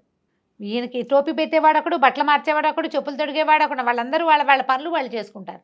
నాకు ఆసక్తి ఉండి జరగట్లేదండి అంటే ఆయన ఏమన్నాడు, విజ్ఞాన చచ్చా నువ్వు ఇట్లా ఉండకూడదు, ఇవేవి ఉండద్దు, వీటన్నిటి వదిలిపెట్టి నాతో వచ్చేవంటే వచ్చేస్తానన్నాడు. నిజంగా వచ్చేస్తాం. ఆయనకి ఈ తత్వం వీడి మనసులో నుంచి వచ్చిందా రాలేదా అడుగుదామన్నది. వచ్చింది, నా మనసులో నుంచే వచ్చిందని చెప్తున్నాడు. మరి వస్తామంటే వచ్చేస్తానన్నాడు. అనగానే ఒకరోజు పొద్దున్నే తెల్లవారుజామున అన్నీ వదిలేసి ఏమీ లేకుండా కాలినడకన యోగితో సహా బయలుదేరాడు. మధ్యాహ్నం బాగా ఎండ ముదిరేదాకా నడిపించుకుంటూ తీసుకుపోయాడు. నడవగా ఒక ఎడారిలో నడుస్తున్నారు వాళ్ళు. ఢిల్లీ నుంచి బయటికి వెళ్ళాలంటే ఆ ఎండాకాలమే అది. ఎడారిలోనే నడిచారు. ఒక మర్రి చెట్టు ఉంది ఆ ఎడారిలో కొసగా. ఆయన ఏమన్నాడు, సరే నిన్ను అందరు గుర్తుపడతారేమో, నువ్వు ఈ మర్రి చెట్టు కింద కూర్చో, నేను పక్కనే ఉన్న ఊళ్ళో నుంచి ఏదైనా ఆహారం తీసుకొస్తాను, భిక్షాటం తీసుకొస్తాను అన్నాడు యోగి. ఏం తెచ్చుకోవాలా ఫుడ్డు, అప్పటిదాకా నడిచారు. మధ్యాహ్నం 2 దాకా, తెల్లవారుజాము నుంచి పాపం. సరే ఈయన ఏం చేశాడు, ఆ మర్రి చెట్టు నీడని కూర్చునేసరికి కాస్త మాగన్గా కునుకు పట్టింది, కాళ్ళు జప్పు పడుకున్నాడు మట్టిలోనే. ఇంకా వస్త్రం లేదు, దుప్పటి లేదు, పరుపు లేదు, నథింగ్ డూయింగ్, ఏం లేవు కదా, ఏం తెచ్చుకోలేదు కూడా వాళ్ళు. యోగికి మాత్రం ఒక సంచి ఉంది, ఈయన దగ్గర అది కూడా లేదు. పడుకున్నాడు. పడుకుంటే ఏమైంది, నేపాల్ రాజుగారు ఆ వైపు నుంచి వస్తున్నారు. ఆయన విజయచంద్రుడిని కలవడానికి వస్తున్నాడు. పెద్ద పటాటోపంగా బోళంతా, మరి నేపాల్ నుంచి రావాలి ఢిల్లీ కంటే ఎంత పటాలను తెచ్చుకోవాలి. పటాలం మొత్తం నడుస్తుంది, సైనిక పటాలం అంతా నడుస్తుంది. బాగా ఎండెక్కిపోయింది, ఎక్కడైనా ఇది వేయండి అంటే సరే చూస్తే ఎడారిలో ఓ పెడగా కనపడిన మర్రి చెట్టు కనిపించింది. సరే మర్రి చెట్టు కింద గుడారం వేస్తామని ఆ మొత్తం పటాలం అంతా ఇటు నడిచి వచ్చింది. దగ్గరకు వచ్చి చూసేసరికల్లో ఎవరో పడుకున్నారు చెట్టు కింద, వాడు ఎవరినో లేపండి అన్నారు. దగ్గరికి వెళ్ళి చూస్తే విజయ మహారాజు పడుకున్నాడు. జనాలు ఆశ్చర్యపోయారు, ఇదేమిటి మహారాజు కింద పడుకున్నాడు. నేపాల్ రాజు గారు పాలకి దిగి వచ్చి చూశాడు.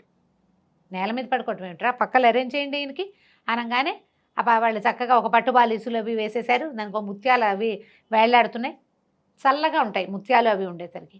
ఈయన పడుకుని వాడిని పడుకున్నట్టు అలాగా లేవనెత్తి మంచం మీద పడుకోబెట్టారు. పైన ఒక ఇది వేసేశారు, పందిర్ లాంటిది వేసేశారు. అక్కడి నుంచి ఒక చల్లటి గుడ్డ తడిపి ఒక పక్కన పెట్టేసి దాని పంఖ ఊపటం మొదలుపెట్టారు. గాలి వస్తుంది, ఆయన నిద్రపోతూనే ఉన్నాడు. ఈ యోగి భోజనానికి వెళ్ళాడు కదా, ఈ లోపల వీళ్ళు వెయిట్ చేస్తున్నారనమాట. మిగిలిన సైనిక పటాలం అంతా ఓ పక్కన వంట మొదలు పెట్టుకున్నారు. తమరాజు గారు కూడా ఓ కుర్చీ గిర్చీ వేశారు. ఆయన కాళ్ళు చెప్పు కూర్చున్నాడు విశ్వశాంతంగా. ఆయనకి ఇంకో కుటీరం, ఈయందో పట కుటీరం, ఆయనదో పట కుటీరం వేసి పారేశారు. అటు ఊరెళ్ళి ఏదో కాస్త 4 ముద్దల అన్నం మోసుకొచ్చిన ఆయన నడుచుకుంటూ దూరం నుంచి చూసేసరికల్లా మర్రి చెట్టు కింద పెద్ద పటాలం విడిసి కనపడింది. అవురవురా విజయ మహారాజు నాతో ఒట్టి కాళ్ళతో వచ్చినట్టు నటించాడు, ఈ పటాలం అంతా మధ్యాహ్నానికి తెమ్మనుంటాడు, చూసావా వదలలేదు, సుఖలాలసత్వం పోలా అతనికి అనుకున్నాడు అని హుటాహుటిన రై మన నడుచుకుంటూ వచ్చాడు. వచ్చి చూస్తే ఏముంది, ఎవరున్నారంటే విజయ మహారాజు ఉన్నారు, మీరెవరన్నారు. నేను అతను నాతోటే వచ్చాడు అన్నాడు. ఈయన లోపలికి వెళ్ళి చూస్తే ఆయన బాలిస్ మీద పడుకుని నిద్రపోతున్నాడు, పట్టు బాలిసుల మీద. ఈయన వెళ్ళి లేపాడు. ఆయన ఉలికిపడి లేచి ఇదేంటి ఇవన్నీ ఎక్కడి నుంచి వచ్చినాయి అని అడుగుతున్నాడు. ఆయన నువ్వే తెచ్చుకున్నావు కాదా అన్నాడు. నేను తేలేదన్నాడు. ఈ లోపల నేపాల్ రాజు వచ్చాడు. విజయ మహారాజు నిద్ర లేచాడు. నేను ఆయన ఏం చెప్పండి, మిమ్మల్ని కలవడానికే వస్తున్నానండి, మీరు ఎండలో ఎందుకు పడుకున్నారో మాకు అర్థం కాలేదు. మా సైన్యం మీకోసం ఇవన్నీ సైనికులు సేవకులు చాలామంది వచ్చారు, మీకు ఇవి ఏర్పాటు చేశారు. ఎవ్వరూ లేకుండా మీరు ఒక్కళ్ళే ఈ అడవిలో ఇట్లా పడుకుని ఉండటం ఏమిటి, ఇట్లా ఈ ఎడారిలో ఏం జరిగింది అనగానే ఈ విజ్ఞాన చంద్రుడికి అర్థమైపోయింది. నేను ఇతనికి సుఖాల నుంచి లాక్కొచ్చి ఎండలో దిక్కుమాలిన పరిస్థితుల్లో ఏ ఒక దిక్కు లేకుండా ఉంచినా అతనికి రావాల్సిన సుఖం ఆ టైంకి అలా వచ్చేసింది వాడి ఎత్తి మీదకి. వద్దనుకున్నా కూడా, అదే కదా, కావాలనుకుని కాదు, వద్దనుకున్నా వచ్చేసింది. ఈ హింతే విజయచంద్రుడు అన్నాడు. విజయ మహారాజు చెప్పాడు యోగికి, విజ్ఞాన చంద్రుడికి, అయ్యా నాకు అభ్యంతరం లేదు, ఇప్పుడు కూడా నేను మీతో పాటు వచ్చేయడానికి సిద్ధంగా ఉన్నా. ఆయనకి ఏదో సలహా కావాలని వచ్చాడు. సలహా చెప్పేస్తా, మీ వెనకాల వస్తానండి, వెళ్ళిపోదాం మనం అడవుల్లో ఎక్కడైనా ఉందాము అన్నాడు. అంటే విజ్ఞాన చంద్రుడు తెలుసుకున్నాడు, వద్దునైనా నువ్వు సుఖప్రారబ్ధుడివి, నిన్ను అడవికి తీసుకెళ్ళినా ఏదో ఒక పటాలం వస్తుంది అక్కడికి నేను సుఖపెట్టేందుకు, నువ్వు ఇలాగే ఉండు, ఇది నిన్ను ఏనాడు వదిలిపోతుందో అప్పుడు చూద్దాం, నీకు అవసరమైతే అప్పుడు నాకు కబురు చెయ్యి, నేను నిన్ను వెంట పెట్టుకు తీసుకెళ్ళను అని చెప్పి ఆయన దారిని ఆయన వెళ్ళిపోయాడు. ఈ నేపాల్ రాజు పటాలలో 2-3 ఏనుగులు ఉన్నాయి. ఒక ఏనుగులో విజయ మహారాజుని ఎక్కించి మళ్ళీ ఢిల్లీ మహానగరానికి తీసుకెళ్ళిపోయారు. చూడండి ఇలా వస్తాయా అని అడుగుతావు నువ్వు, ఖచ్చితంగా వస్తాయి. ఎవరి లెవెల్ని బట్టి వాళ్ళకి ఎవరికి కావాల్సింది వాళ్ళకి కావాల్సినవి కాదు, ఎప్పుడు కూడా నేను చెప్తానా, రావాల్సినవి వస్తాయి. రావాల్సింది గ్యారంటీగా వస్తుంది. కథ చూడండి ఎంత బాగుందో, చాలా బాగుంది రమ్మ గారు. సుఖ ప్రారబ్ధం అద్భుతంగా ఉంది. నమస్తే. నమస్తే.